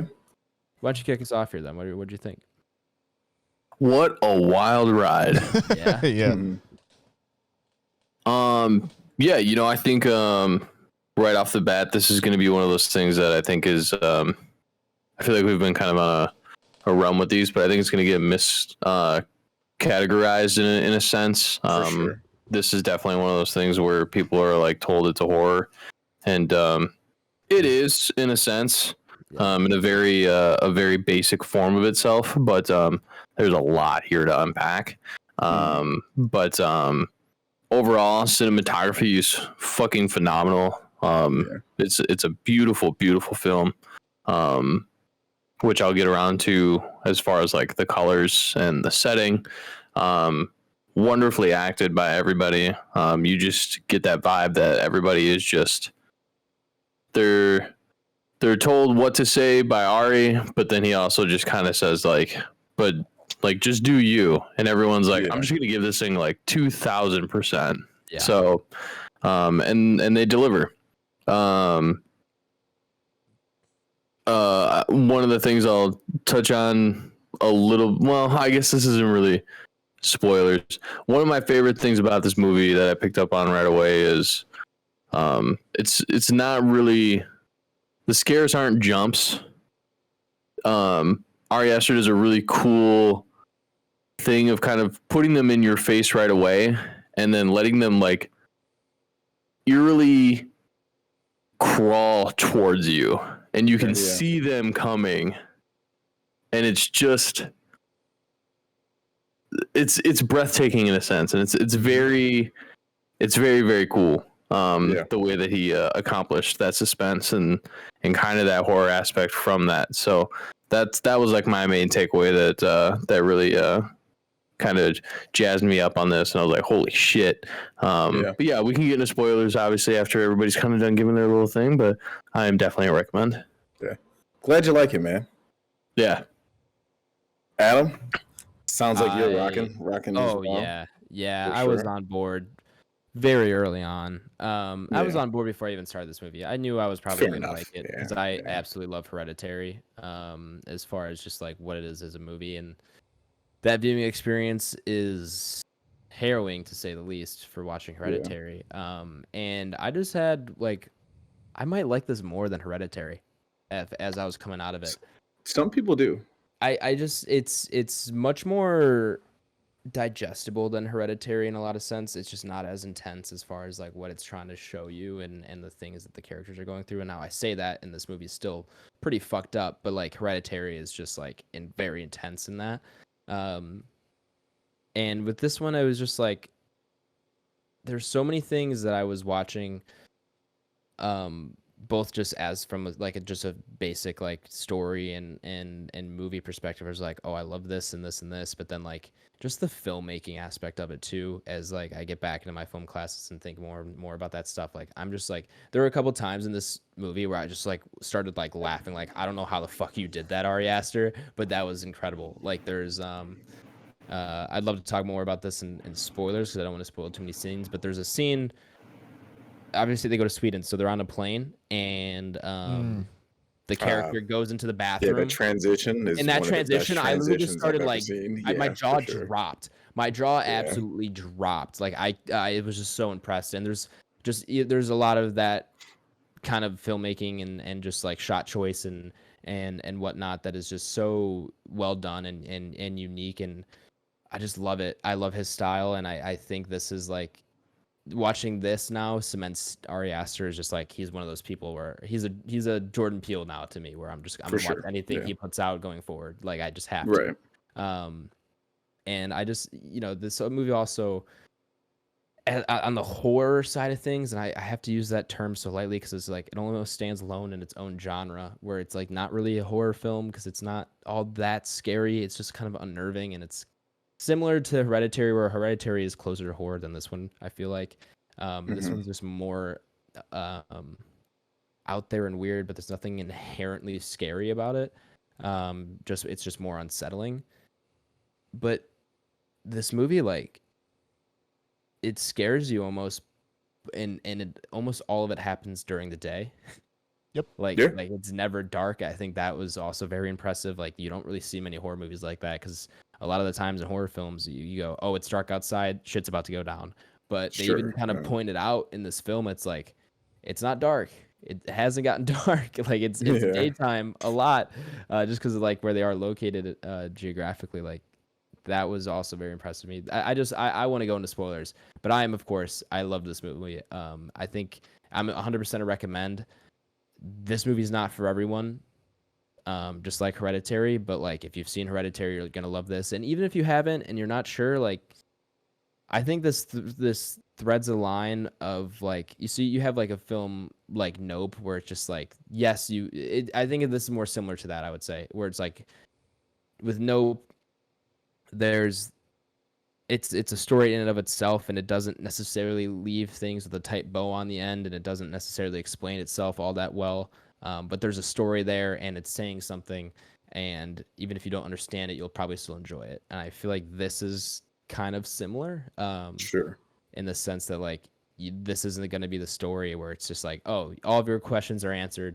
Yeah, it's a happy-go-lucky. Everyone's cool at the end of it. It's just it's not one of those, and for the general audience, some people aren't going to like that, but I think it's unique enough where people should still check it out. Yeah. Recommend for sure. Nathaniel? I'll let you kick it off. I'll probably just go back and forth with you since we've both seen this. For sure. So I saw this one in theaters originally, having seen, I don't remember if I'd seen Hereditary yet or not. I think I had. But yeah, and then seeing it then, and then I've seen it probably 2 or 3 times since then, including this viewing as well too. I really enjoy it. Definitely going to be a recommend for me. It's definitely a movie that takes repeat viewings, I think. I mean, like I said, I think this is my 3rd or 4th one, and I feel like I have taken something new from it every time, as basic as that is to say as well too. But yeah, I think I would describe it as kind of just like a nonstop assault on kind of like your senses and anything that normally makes you comfortable in a movie. In terms of like your emotional center is Florence Pugh's character, who already starts off this film in a very, very emotionally unstable place, and then you kind of go, and then you were put quickly into a situation where nothing is as it seems, and nothing you don't even have a something to compare it to, or anyways you are with the characters, and that you're just trusting that Pele and these other characters are just going to take care of you.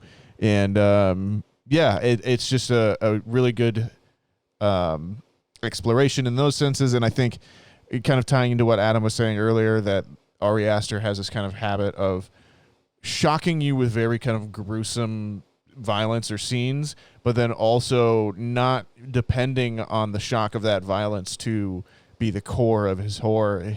His horror is much more in the interpersonal relations between characters and how that stresses people out, and how those can decay and break down when put into these very horrifying situations. And I think that's a different kind of subversive way of looking at it, and something that a lot of people could have kind of responded to. But. Yeah, well said. So yeah, I'm with Nathaniel. I've seen this. This is probably my 3rd or 4th viewing, I would say. First viewing in probably close to 2 years. Yep. Caught it in theaters upon release.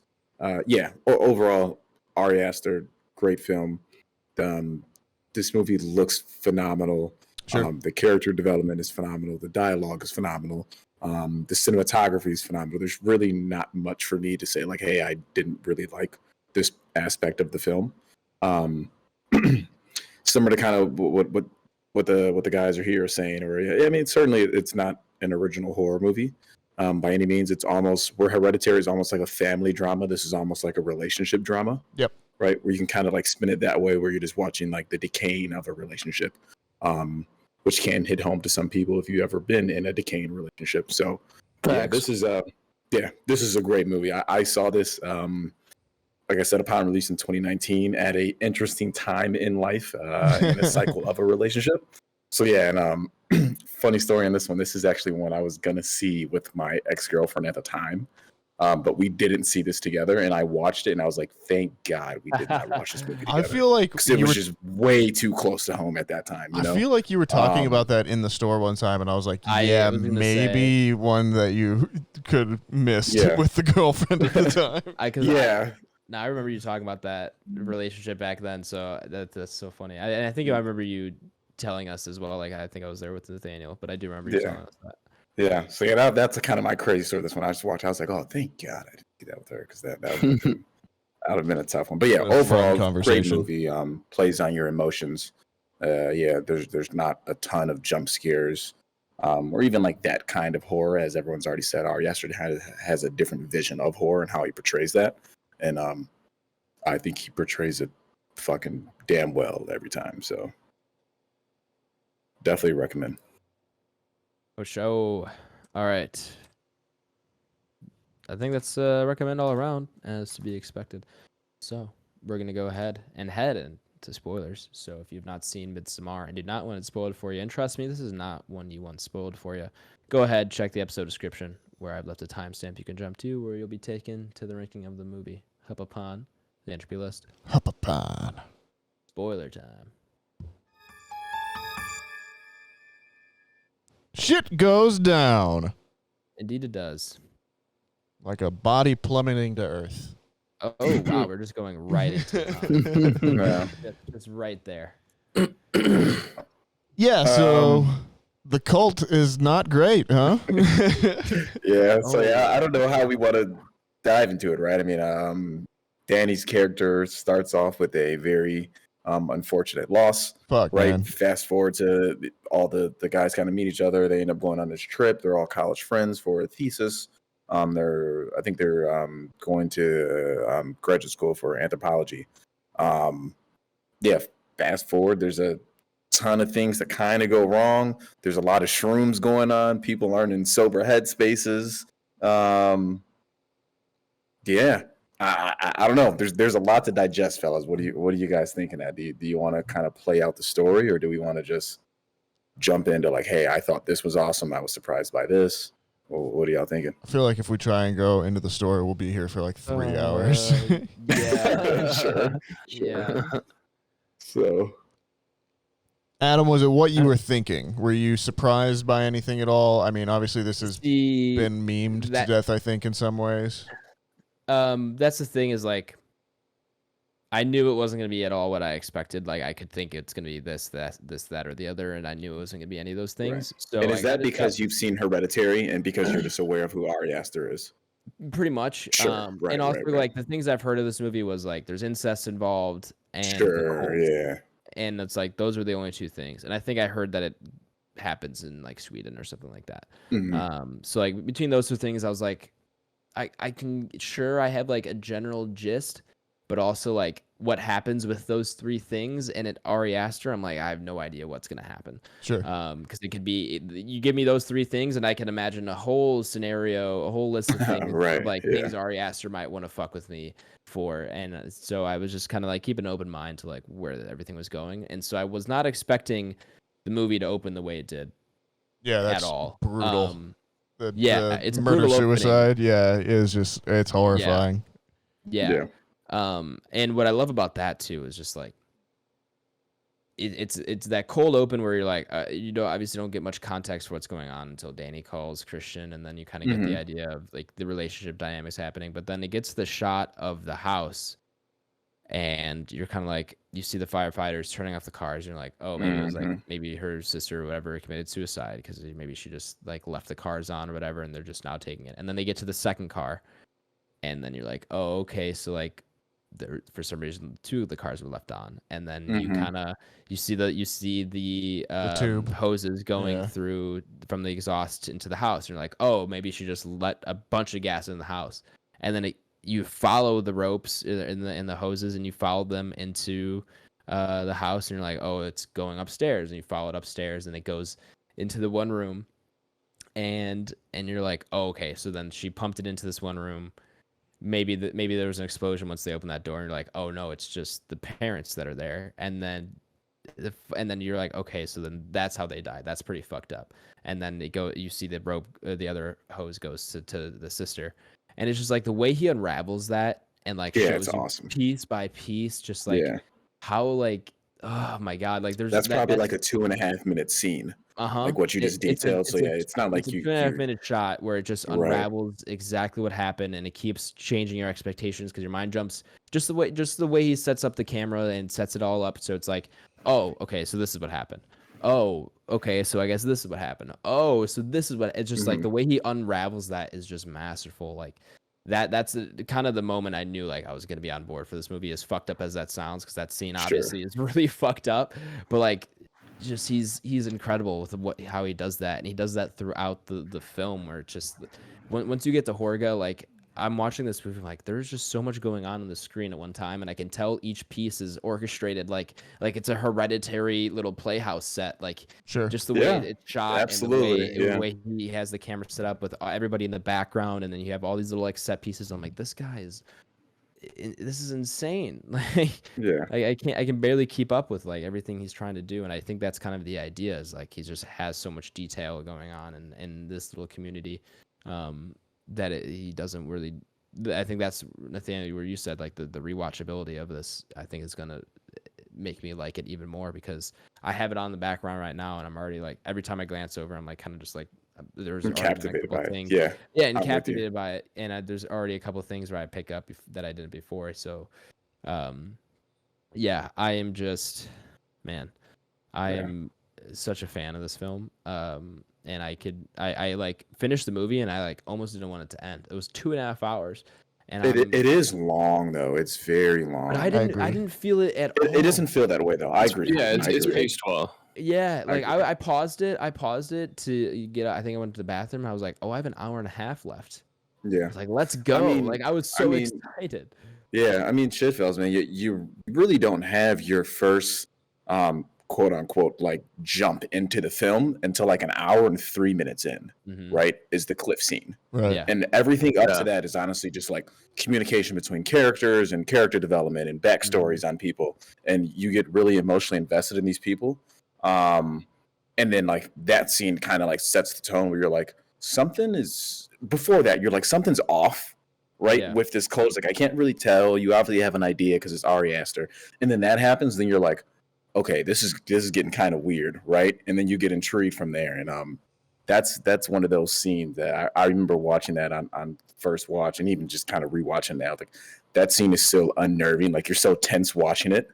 And that's another scene that's, I don't know, that's probably like a 5-6 minute scene. Yeah. Right? Just in terms of the build up, them eating the dinner, doing this ritual thing beforehand.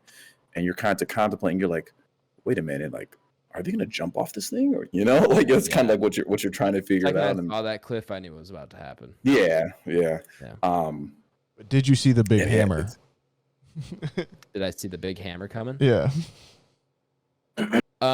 Once I saw, because I saw it earlier in the scene, and then once I saw that guy didn't die, I was like, here we go. Yeah, it's smashing time. Oh, here we go. Yeah. I didn't expect it to be as gruesome as it was, although I probably should have. But that was. Yeah, like he's dead after the first one. 100%. But then the 4 people persist to just pummel him. Yeah. That scene is so good. Just like watching like Danny and Chris interact with each other. Just watching them interact with each other this entire film is fucking awesome. Yeah, it is. In my opinion, it's just so interesting to kind of see that dynamic, and you can see that they're so distant from each other. Right. Yeah. despite them being in a relationship for time and being in love. And it's, I don't know, it's interesting to see, right? And just kind of how they're able to detail that. And you see like small things. I'm sorry. You often don't see. Sorry, I wasn't sure when you're done, and obviously no, you got it, bro. Helping that. But that's not something you see in movies. No, at all, really. Like, no, you don't. Not at all. You always see the love story, but you never see, like you said earlier, which I think is a perfect term, like the decaying relationship, where it's just like you're kind of just stuck, and which like, happens. Yeah. Yeah. And it's just like, obviously things aren't where you want them to be, but like your options are stay, which you're not clearly happy, or leave, which you don't know. Like that's such an uncertain thing. Right. Fear. Yeah, exactly. The fear where he's like, what if I want her back? Like, you know, right. Yeah. No, yeah. There's a lot more on top of that, or it could be other reasons why you're kind of trepidatious about leaving someone like that.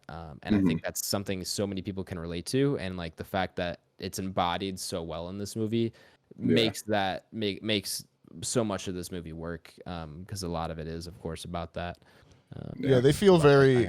The term that came to my head was they feel very lived in. Like they very much feel like characters that have been having an experience in a life outside the screen, and now it's like continuing on. We're just seeing this window into it.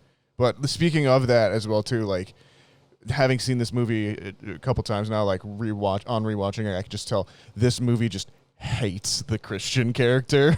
Like like he's such a piece of shit, and like it does such a good job of like almost like reverse aliening it, where like the characters that you think you start with at like the start of Alien are not who you end up with. And in this one it's like he's almost kind of just a background character too. Like he's the secondary character in the screen, but like he really isn't very involved until like all at the end he's very involved, you know. And I think it does a great job of kind of, again, just taking everything that like they say they want to do at the start of the movie, go out, fuck chicks, you know, drink, have a crazy time, do shrooms, and it gives it to him, but it just gives it to him in the way that no one there was ever expecting, or, you know, is very clearly against their terms. And that's where I think a lot of the horror comes from, is being outside, you know, us as Americans and as people that travel and stuff, like going to a place and not having any idea of what is normal for them or different or anything. And then this movie takes every one of those kind of things and throws it into your face. Which is, you know, again, like I described it as an assault on all the senses. And I think it just does a great job as just picking all those little things that make you comfortable in a movie viewing experience itself, and just removing them or flipping them on the head. Even going back to, like we talked about, it is mostly in the daytime. Like there's a part of the fact that when you go to watch a horror movie, you have this expectation of it being at night, like Adam was saying earlier. Like that's when you know when shit is about to go down, or like there's even just like a comfort in the darkness of like, you can, if someone was in my house and it's night outside and there's a forest and I run into the forest, there's like I feel like there's a pretty good chance I could get away. I could hide out there, right? But here in the daytime, like people are running out and having horrifying things happening to them, and you could just see other people in the background going about their day. Like they're always like under this microscope, always vulnerable kind of thing. And I think that's just, you know, really interesting elements that they brought into and how it all functions better as a whole. Yeah, no, great point. And even kind of just harping on the film being basically like 95% of this in the daytime. And it's so, one, that's an interesting topic, right? Just to tackle in the horror genre. But then with this, it does it so well because it's such a beautifully shot film. But then like, it just looks so weird. It just looks off. It forces you to be aware of it. Like it forces you to notice that it's so daytime. Weird. Yeah. And because they're in the entire cult, and sorry, the Discord's killing us. And but the entire cult's like always in white. Outside too. So it just kind of like the way the light reflects off that and their clothes and stuff. It just always looks really eerie, right? It doesn't look like how it looks when you step outside at the daytime. And I think it's like. Go ahead. I have two more examples I want to talk about based off this. You got it. I was going to say, I think like going back to like the suicides earlier and the suicide murders, like that's one of the few scenes that takes place at night too, as well, which makes it just like more distinctive in the viewer's mind. And then I think also, what was the other thing I was going to say? Based on what you were saying at the end there, you had jogged my memory of something else.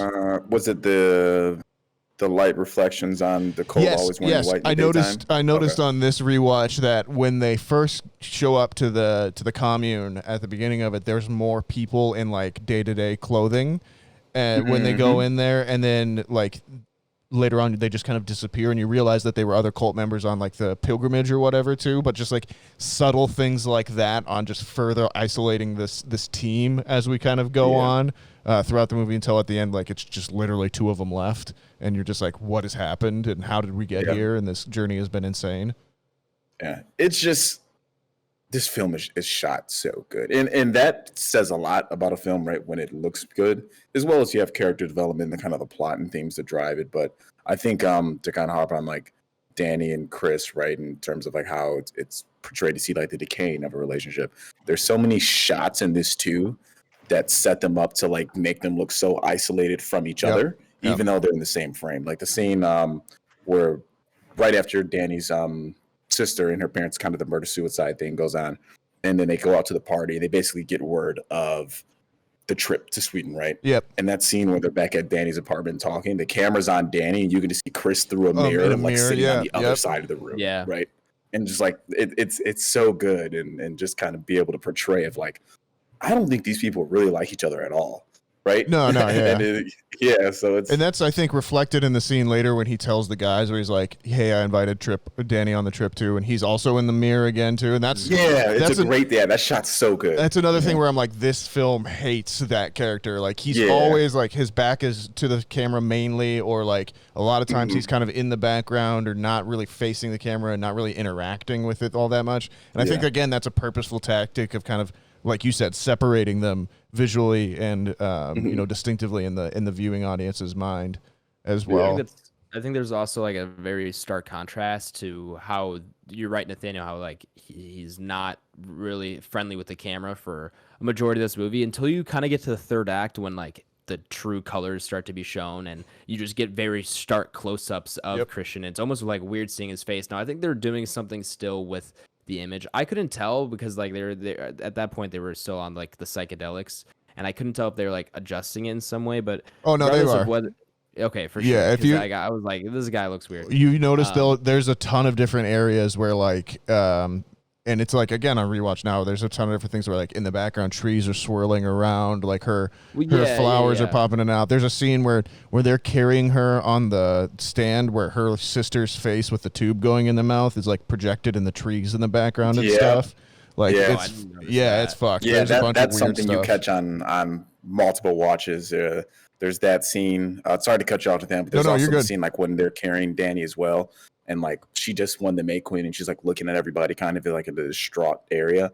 It's like two of those people happen to be her parents. Yep. Right. Yeah. You just happen to remember her parents. Yeah. So I think she's like, she says mom or something like that. Yeah, she has mom, and like Ingmar's smile goes weird and stuff too. Sorry, go ahead, Adam. I'm done talking. Oh now. no, you're good. I noticed all the psychedelics effects. Of course, it's pretty hard to miss. But even then, like just seeing so much of a close up of like Christian, and like much of the camera is on him once you get to that third act, like it just does create so much more of a contrast when you like when he finally like breaks down and kind of starts they kind of start acting independently of each other, because obviously there's not like an official breakup, but you can kind of tell at a certain point the two are now separate in the film. Like you start to finally get more of actually like, that's a good point. He's treated a little bit more of an actual character, which again just speaks to just the thought and care that Ari Aster has put into literally every single shot in this film without a question. It's just insane. Kind of spinning off that too, like as to how much thought he's put into the cult too, is like rewatching this now and like hearing him talk about, well, we always had a family, or like, when something bad happens, it's shared and that kind of thing. And you see that reflected when like she starts screaming and stuff. But what I didn't realize on this time, and like a lot of empathy. Yeah, what I didn't realize on the first watch was these people are high all the time. Like if you count the amount of times, I don't think there's too much sobriety going on. No, if you count the amount of times they're like offered drugs or given like some sort of psychedelics, like every person in this commune is just zonked. So no wonder they're fine with just doing insane things as well too. Sure, yeah. Sounds like quite the lifestyle. I'm there. Well, I guess that's the genius thing is like in some ways you're like, well, it's just their culture, but in other ways you're like, yeah, but they're still killing people. Like you can't do that. Yeah, right. Yeah. So, man, no one that's pushed like him off the cliff. No, ahead, but I would. It's actually about the cliff part. That's like one of those things where it's like it's crawling towards you and you can see it coming, and then she makes eye contact with her, and then she jumps and you can see her grab for Christian's hand, and but it is wild after that scene where she's obviously everyone's pretty distraught and she's like sitting out in the field and she's like, well, they like, aren't you okay? And he's like, well, no. He's like, I'm like, I'm freaked out, but he's like, I'm trying to keep an open mind here. Right. Yeah. And like, you don't know if that's psychedelics talking. You don't know if that's just him like actually trying to somewhat try to acclimate. And it's just like wild too, because he's almost like talking to like you as the viewer. Like that's something that like you have to keep in mind going into this movies. You have to keep an open mind because otherwise you're just gonna, and you actually fall into it too. And at some point, the cool thing about all the trippiness that we were talking about, with the swirls and things happening in the background, it makes you as the viewer feel like you are also like on that trip with them. So it's pretty crazy to see all those small little details in there to kind of all play out the way that they do. But it's insane. I think all the kills are pretty crazy as far as like you can see the one guy's foot is buried in the garden. Yep. Yeah. I just got which is like, oh yeah, I can't. There's your buddy. Yeah, and then Simon. Yeah. Mm-hmm. Yeah, we haven't addressed that at all. And then in the chicken coop, where he's just spread out. And since this is in Sweden, they are Viking. I'm pretty sure that's a blood eagle is what they performed on him. Yeah. Which I was, as soon as I saw him hanging there, I was just like, oh God, this is gonna get gruesome. Oh yeah. It definitely takes a dark turn for it. I mean, I don't know, fellas. I love this movie, to be completely honest with you guys. I'm glad It's crazy. It's really good. Like it. Yeah, so it's interesting. And on multiple watches, like I said, we pick up on so many things. So like and there's so many details that Ari Aster is so good at adding into Nathaniel's point of seeing the sister in the tube and the trees in the background, right? The scene where they kind of first take the shrooms and they're taking their trip and Danny's kind of finally relaxed and they're sitting under the tree and they're just having a really funny shrooms conversation. Like, dude, can you please lay down? I want you to lay down. It makes me comfortable, right? And then she's doing fine. And then like somebody's like, you guys are like my family. I love you. And like, that's her trigger, right? As soon as she heard the word family, then like the score stops, the sound stops, and then it just goes right back to like kind of the air passing by. And you can tell that like broke her trance, right? So little things like that it's so good to pick up on multiple watches. Yeah, that's I was telling Nathaniel. I don't know if you were the only one here, but I am taking a audio engineering course this semester as well. And even I watched the film last night, and then today my professor showed us a clip of this movie, the scene you just talked about, where like the sound out under that tree. As like so good. Example of like kind of how you mix together sound or how the sound can be impactful or kind of mean something or whatever it is. So he kind of played that as a example. So 100%, like, and that goes throughout this movie. Like the soundtrack too is just honestly all the sound mixing and soundtrack, it's so good you almost don't notice it. And like it's even in a scene like that, like you obviously you hear that stuff, but you're not consciously like, oh, this is doing this or whatever. It's just like I don't know, it goes unappreciated, but like this on every level, this film is just insanely. This movie was loud, bro. Yeah, it did get pretty loud. I was watching it and had the soundbar going, and like, dude, it was. But like, I felt like that's how it needed to be watched because, like you were just saying, that audio was so important to what was happening, and like when they all try to tie themselves in, like they totally match whatever else is happening around them. So like when she's singing with the girl, or where she's like. Where Florence is like crying after she finds out that Christian maybe basically like got raped. I don't really know. Yeah. No, yeah. I mean, that's a good point in the film too, right? That's definitely a talking point. It's like, is he a victim or? He's kind of both. For sure, I'd agree. He's a piece of shit, but you know. So yeah, the audio was one of my favorite parts. That was something I was going to bring up at some point. So thank you, Adam. But yeah, that's it's something that just weighs very heavily into the film. I was very happy with it. Yeah, I had my soundbar up, and like luckily, my apartment is at the end of the hall, and my room is. I have no one to the right of me. It's like the trash room for the hall, and like I have my roommate is like I guess shares a wall with me, but like that's it. So like I got lucky where I can kind of turn it up a decent amount and not have to worry about it too much. But there was a point in this movie where like my subwoofer was just like I have like a tray basically at like this end table, and like my subwoofer was like shaking the tray. I was like, maybe I should turn on the bass a little bit. But I was like, nah, we're good. We're good. It's so good. This movie's so good. I like this movie ended and I almost wanted to like start from the beginning. Like that's how much I like it. And I actually kind of want to go back and watch it sometime in the next couple weeks. Just for a rewatch, because like I just enjoyed it so much. I'll do a rewatch. I'm just not emotionally ready for it. It's an emotional roller coaster, right? And that's what they say. It's wild, bro. Sorry, Nathaniel. I didn't mean to interrupt you. No, you're good. I have one final thought, and I would say I wonder if well, I'm not sure that the mentally ill inbred character is necessary to the whole story in general. Yeah. But it is kind of weird how they say earlier that they don't have any kind of problems with inbreeding, and then he finds out because they bring in people, you know, right, basically unwillingly.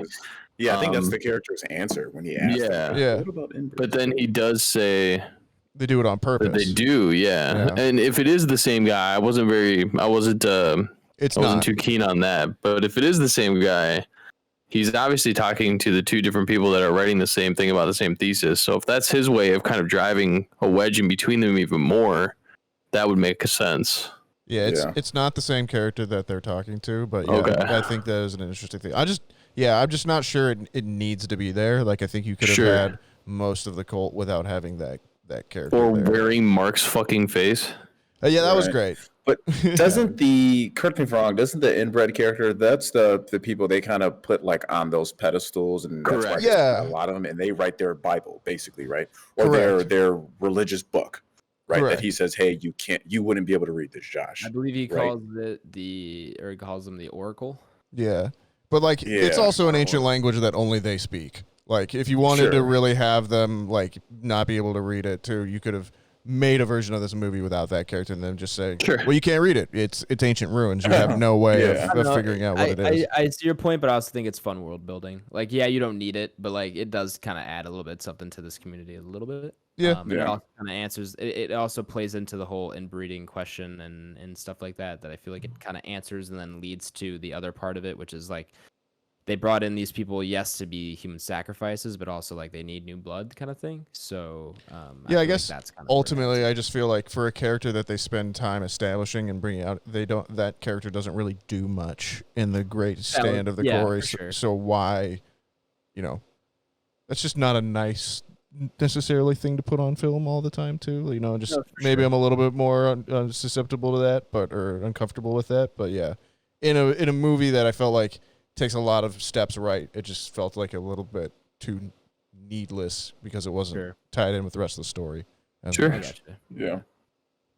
Well, do you guys got any favorite scenes, shots? Well, I would definitely say the bit with the whole sequence with the dance around the maypole, I think is amazing. Mm-hmm. And I love the bit where she's like, I don't speak Swedish. She's like, you're speaking it now. And you're like, what is happening with this? I really think that's a great kind of transition point in the film and sums up a lot of what makes Ari Aster good. Yeah.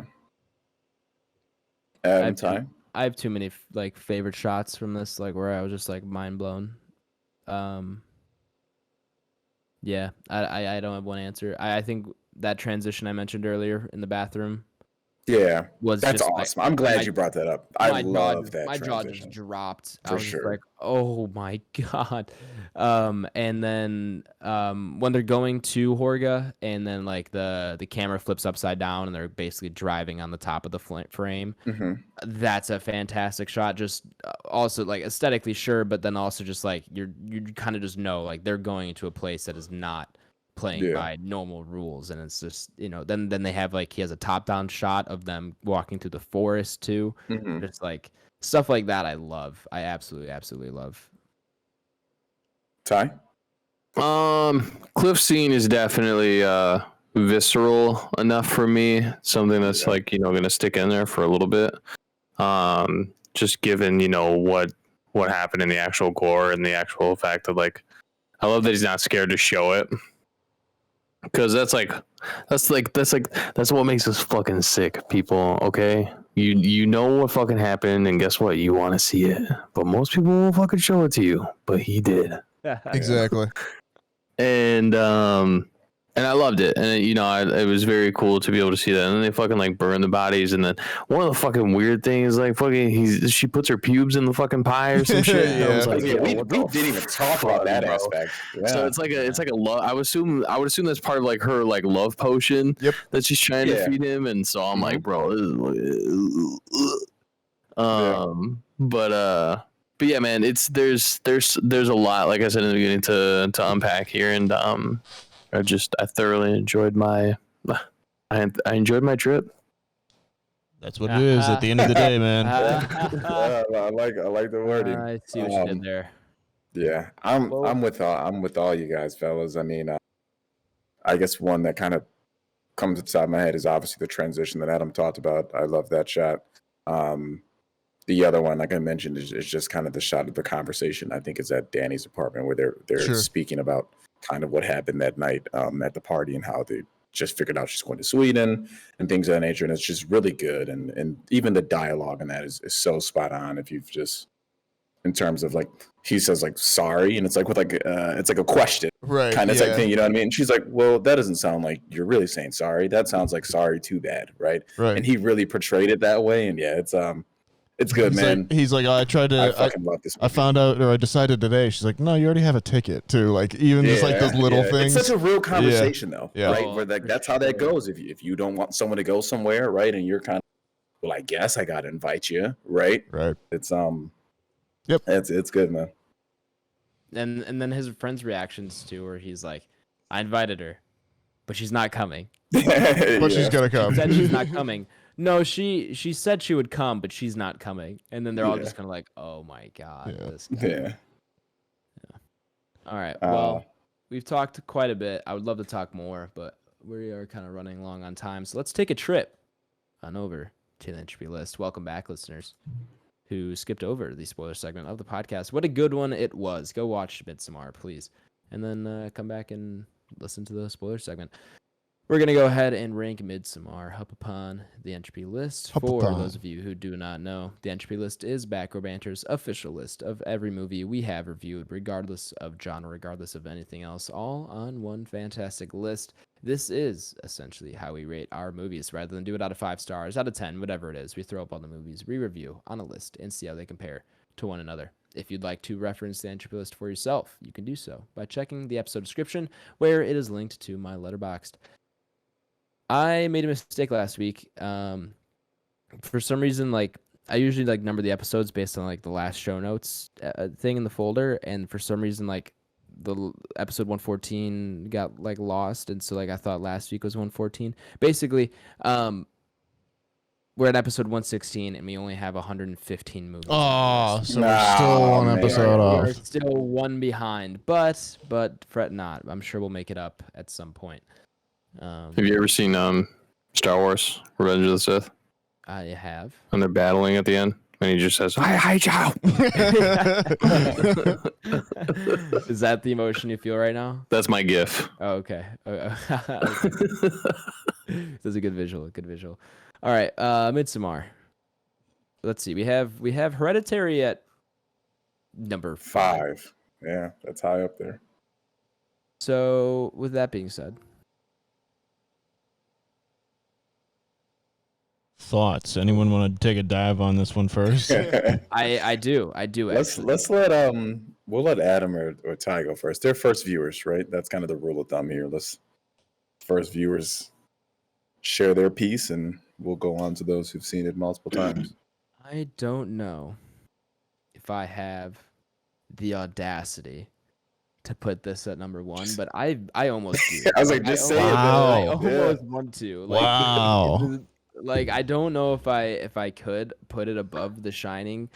I think it's more of a recency thing because obviously I think back to The Shining, incredible movie. Django, incredible movie. I do like this much more than Arrival, I think. Okay. And you like it more than Hereditary? And I think I like it more than Hereditary. Okay. Yeah. And like I think it has more rewatchability than Hereditary.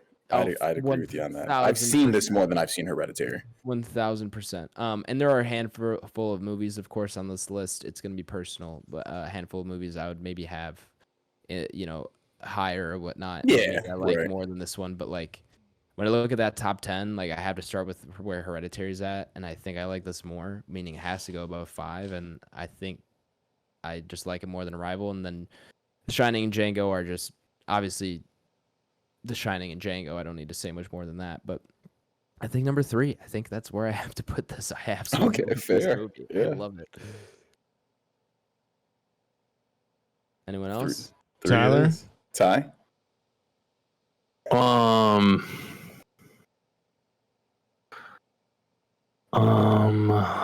gonna be lower than you for sure. Not to say that this isn't, a good movie. I think this is a banger for sure. It's just, there's other things on here that I like more. One of them, which is currently making me angry, is Kill Bill.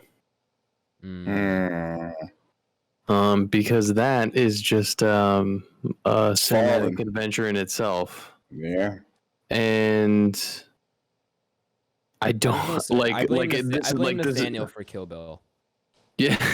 It is. If you remember back, Nathaniel goes, See the guy sliding it down? Well, no, he goes, I can't justify putting it wherever it was at the time so high because then what? I like other Tarantino films better than this.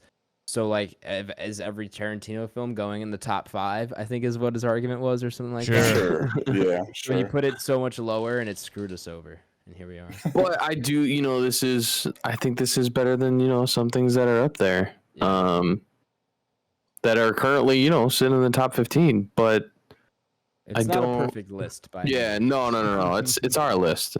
And I don't really give a shit. So yeah, given the fact that like Requiem's in here, Y Tu Mamá Tamien's in here, Judas and the Black Messiah is still good, but I think this is definitely better. This isn't going anywhere north of Starship Troopers for me, so this is going to be at 21. Okay.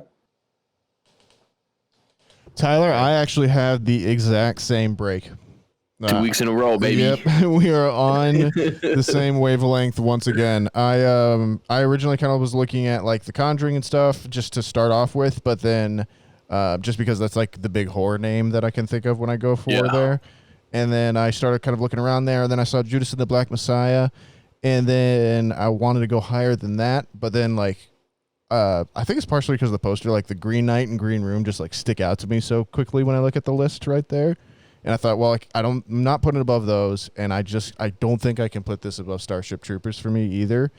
And the top 10, top 11, top 12 are just like movies that I think are amazing, and I also just will watch again and again. And I enjoy this movie a lot. I really, really like it, but it's not at that level for me, where Starship Troopers I think kind of is in some ways. So 21 as well for me.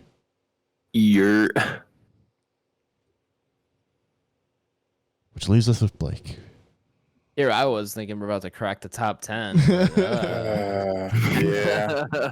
I mean, it's one of those things where it's like, wrong place, wrong time. Sure. Yeah. This might have a tad bit of a higher ranking if we this, like, for example, after we watch Hereditary, right? Whenever that was, April 2020 or something like that, or October 2020 or something of that nature. Episode 18. We almost done 100 episodes since then. So it has a bit of an edge. Right. Looking at the list, first thing I looked at was Hereditary. I don't know It sounds crazy to say. I don't know if I like this more than Hereditary. I think I have to. I think I'll lean on the line of Hereditary a little more just because it's more of a quote unquote traditional horror movie, even though it's not. Right. But you guys got to understand my point. So I think that really hits home to me. So I'm like, all right, I got to go below that. And then I'm looking at a few things here. And obviously, we always say there's things that we would change around and in our own entropy list. So I'll tell you off the rip, I'm above Starship Troopers, fellas. So that's fair. We're definitely above 20. Then I looked at like the teen area, right? 13, 14, 15, that line. Yep. So then I see The Green Room. Love The Green Room. I'm honestly, I would put this above The Green Room kind of without competition, in my opinion. I love 9 Days, though, for everything that movie brings. It's just feel good story, makes you think about life and perspectives and things. So that's kind of tough there. But then I see like Your Name and Whiplash. And those two movies I don't really care for, and Jurassic Park. So honestly, I'm gonna put this I'll put it at 7. I was gonna guess Get Out was gonna be the big one for you. Like, it's tough. Get Out and Prisoners are tough. Yeah. I love Get Out and Prisoners. And Prisoners was my introduction to Denny V. So yeah, it's tough. So you're putting it above Prisoners, below Halloween? Fuck. You're gonna put it below Prisoners. I gotta go below Prisoners. Yeah, I gotta go below. Number 8 then. Prisoners is fucking awesome. All right. Yeah. It's respectable. That's valid. Yeah. Cool. All right, gentlemen. This brings us to an average of 13.25, meaning we have to tie break it with The Lighthouse, probably the third strangest film on. How would you rank the strangeness levels here? So like you guys are trying, like, yeah, well, I don't know, because like Blake, you were saying, this is Hereditary is a little bit more traditional in a sense to a horror movie, and I would agree 110%, because if I tell somebody we're gonna watch Hereditary and it's their first time watching it, they're gonna be like, dude, that movie was fucking insane. Sure. If I show somebody Midsommar for the first time and I suggested it and they're like, I'm like, dude, you gotta, like, I'm hyping this thing up, they're gonna be like, you might be insane. Yeah, I agree with you on that. Yeah, well, I've watched a few people and I'm like, hey, this is an awesome movie. And if they're not the movie person, they're like, what the fuck do you have me watching? Especially when you get like the orgy scene, it's like, it's different, man. It's different. So I feel you on that, bro. All right. Do we want to put it above or below The Lighthouse? Are we doing our tiebreak or IMDb tiebreak? I feel like if we go with IMDb, I think I would bet The Lighthouse has a higher ranking. I don't know. So, really? 7.4 for Lighthouse, 7.1 for Midsommar. So, I'm cool with it on either one, to be honest with you. Lighthouse on top. I'm gonna argue for 13. Yeah, I'm arguing. I'm with you, bro. I think more people could watch Midsommar and enjoy it and understand it than The Lighthouse. Okay. I'm with you. That's my main argument between the two. Both equally, gorgeous and good, movies and whatnot. But I think I really do like The Lighthouse.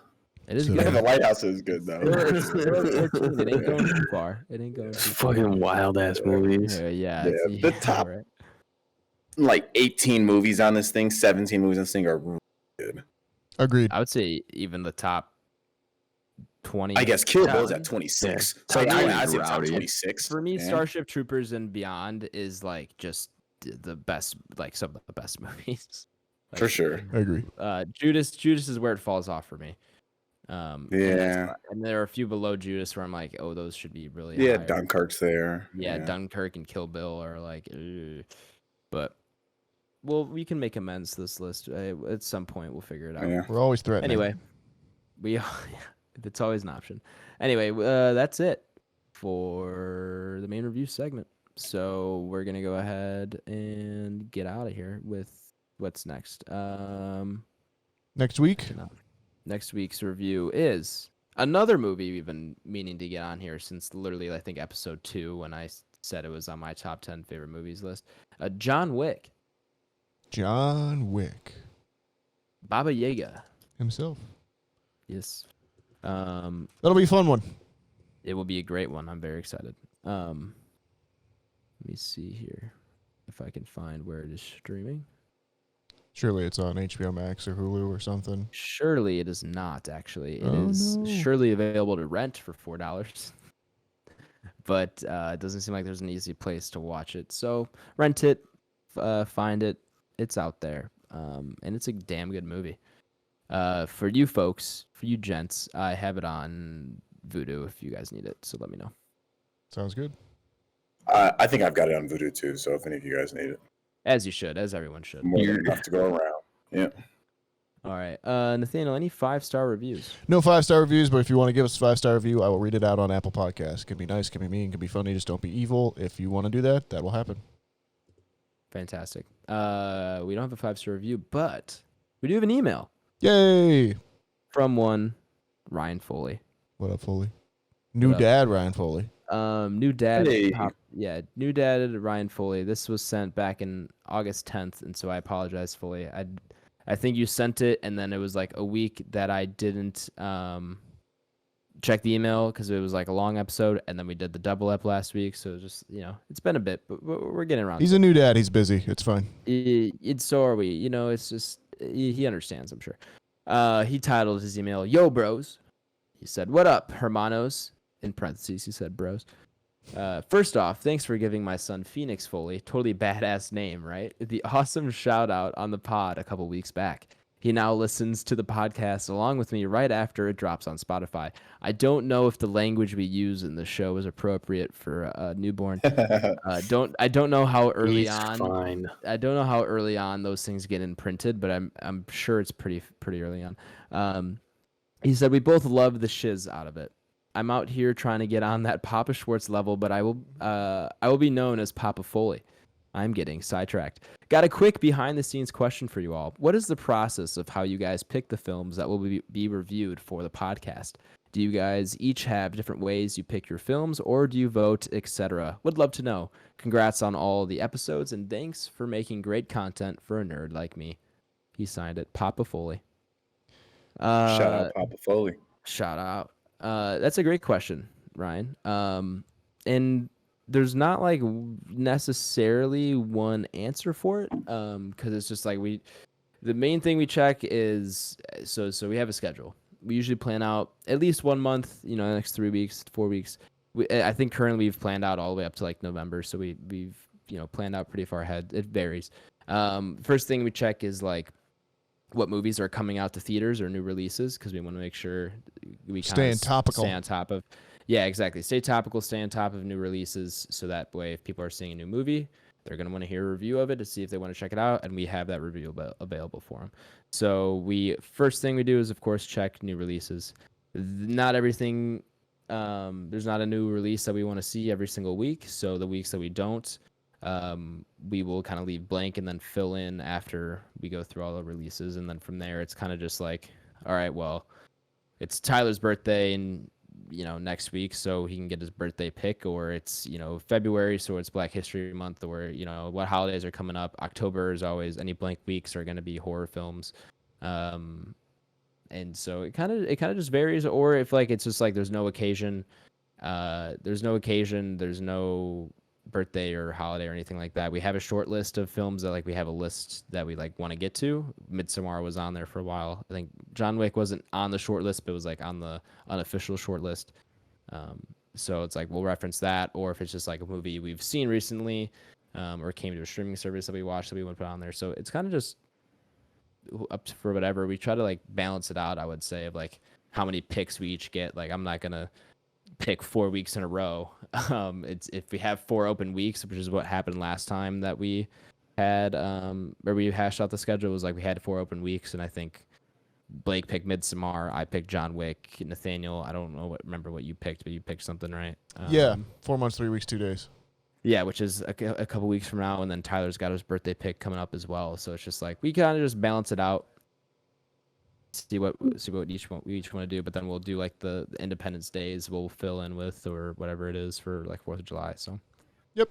Did I miss anything? I feel like I summed that up pretty well. That's pretty much the process. Oh yeah, definitely. There's nothing one specific thing. It's we haven't had anyone. What'd you say? I was just gonna say it's just kind of worked out pretty well so far. To be honest with you, we've never really kind of been dragging the bottom of the barrel for movies or anything Fortunately, there's quite a few movies that have been made in the past 100 years or so.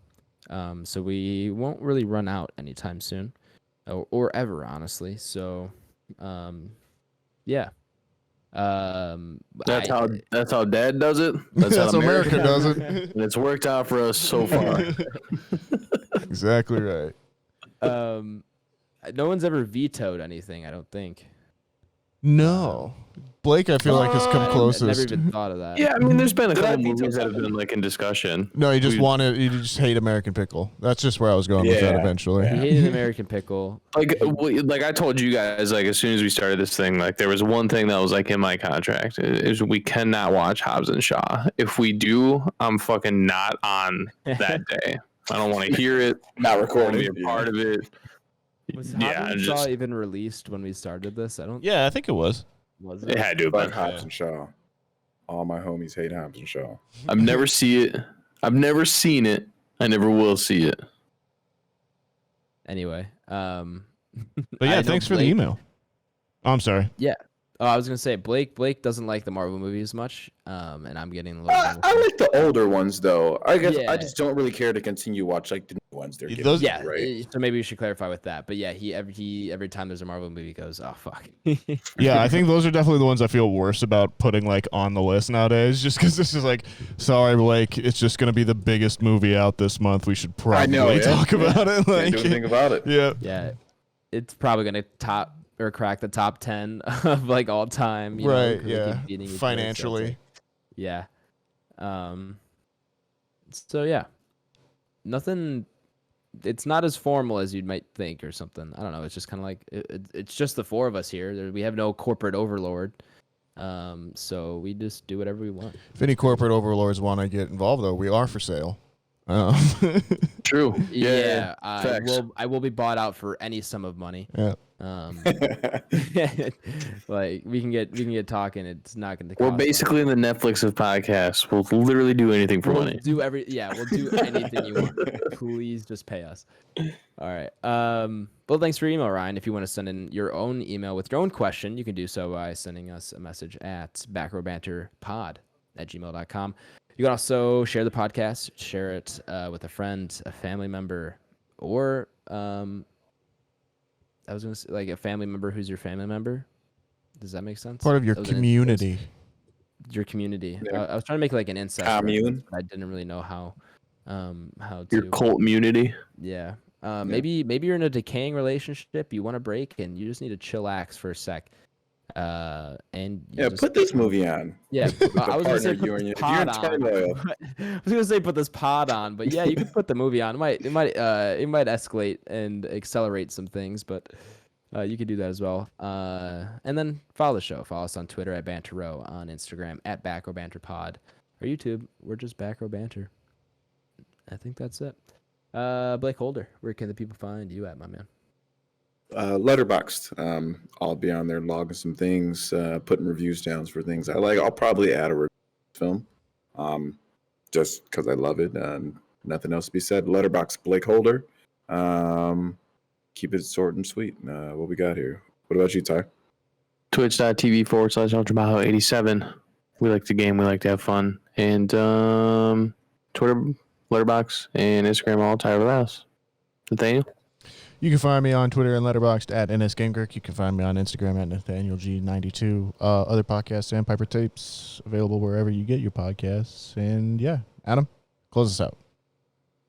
You can find me on Twitter at Aish24 and on Twitch at twitch.tv/Aish.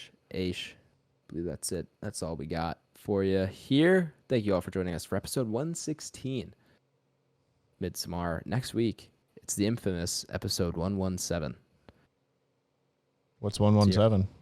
Halo. Oh. Yeah, so join us next week for our review of John Wick, and we'll BRB. Be excellent to each other, everyone, and we will BRB. Thanks for stopping by. We appreciate you and everything you can do to help us grow, and we will BRB.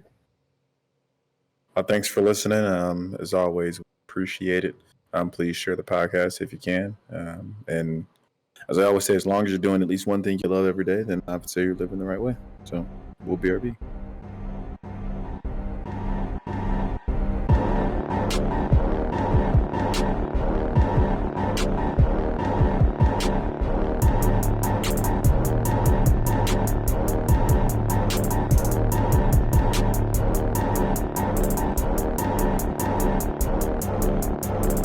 I'm American.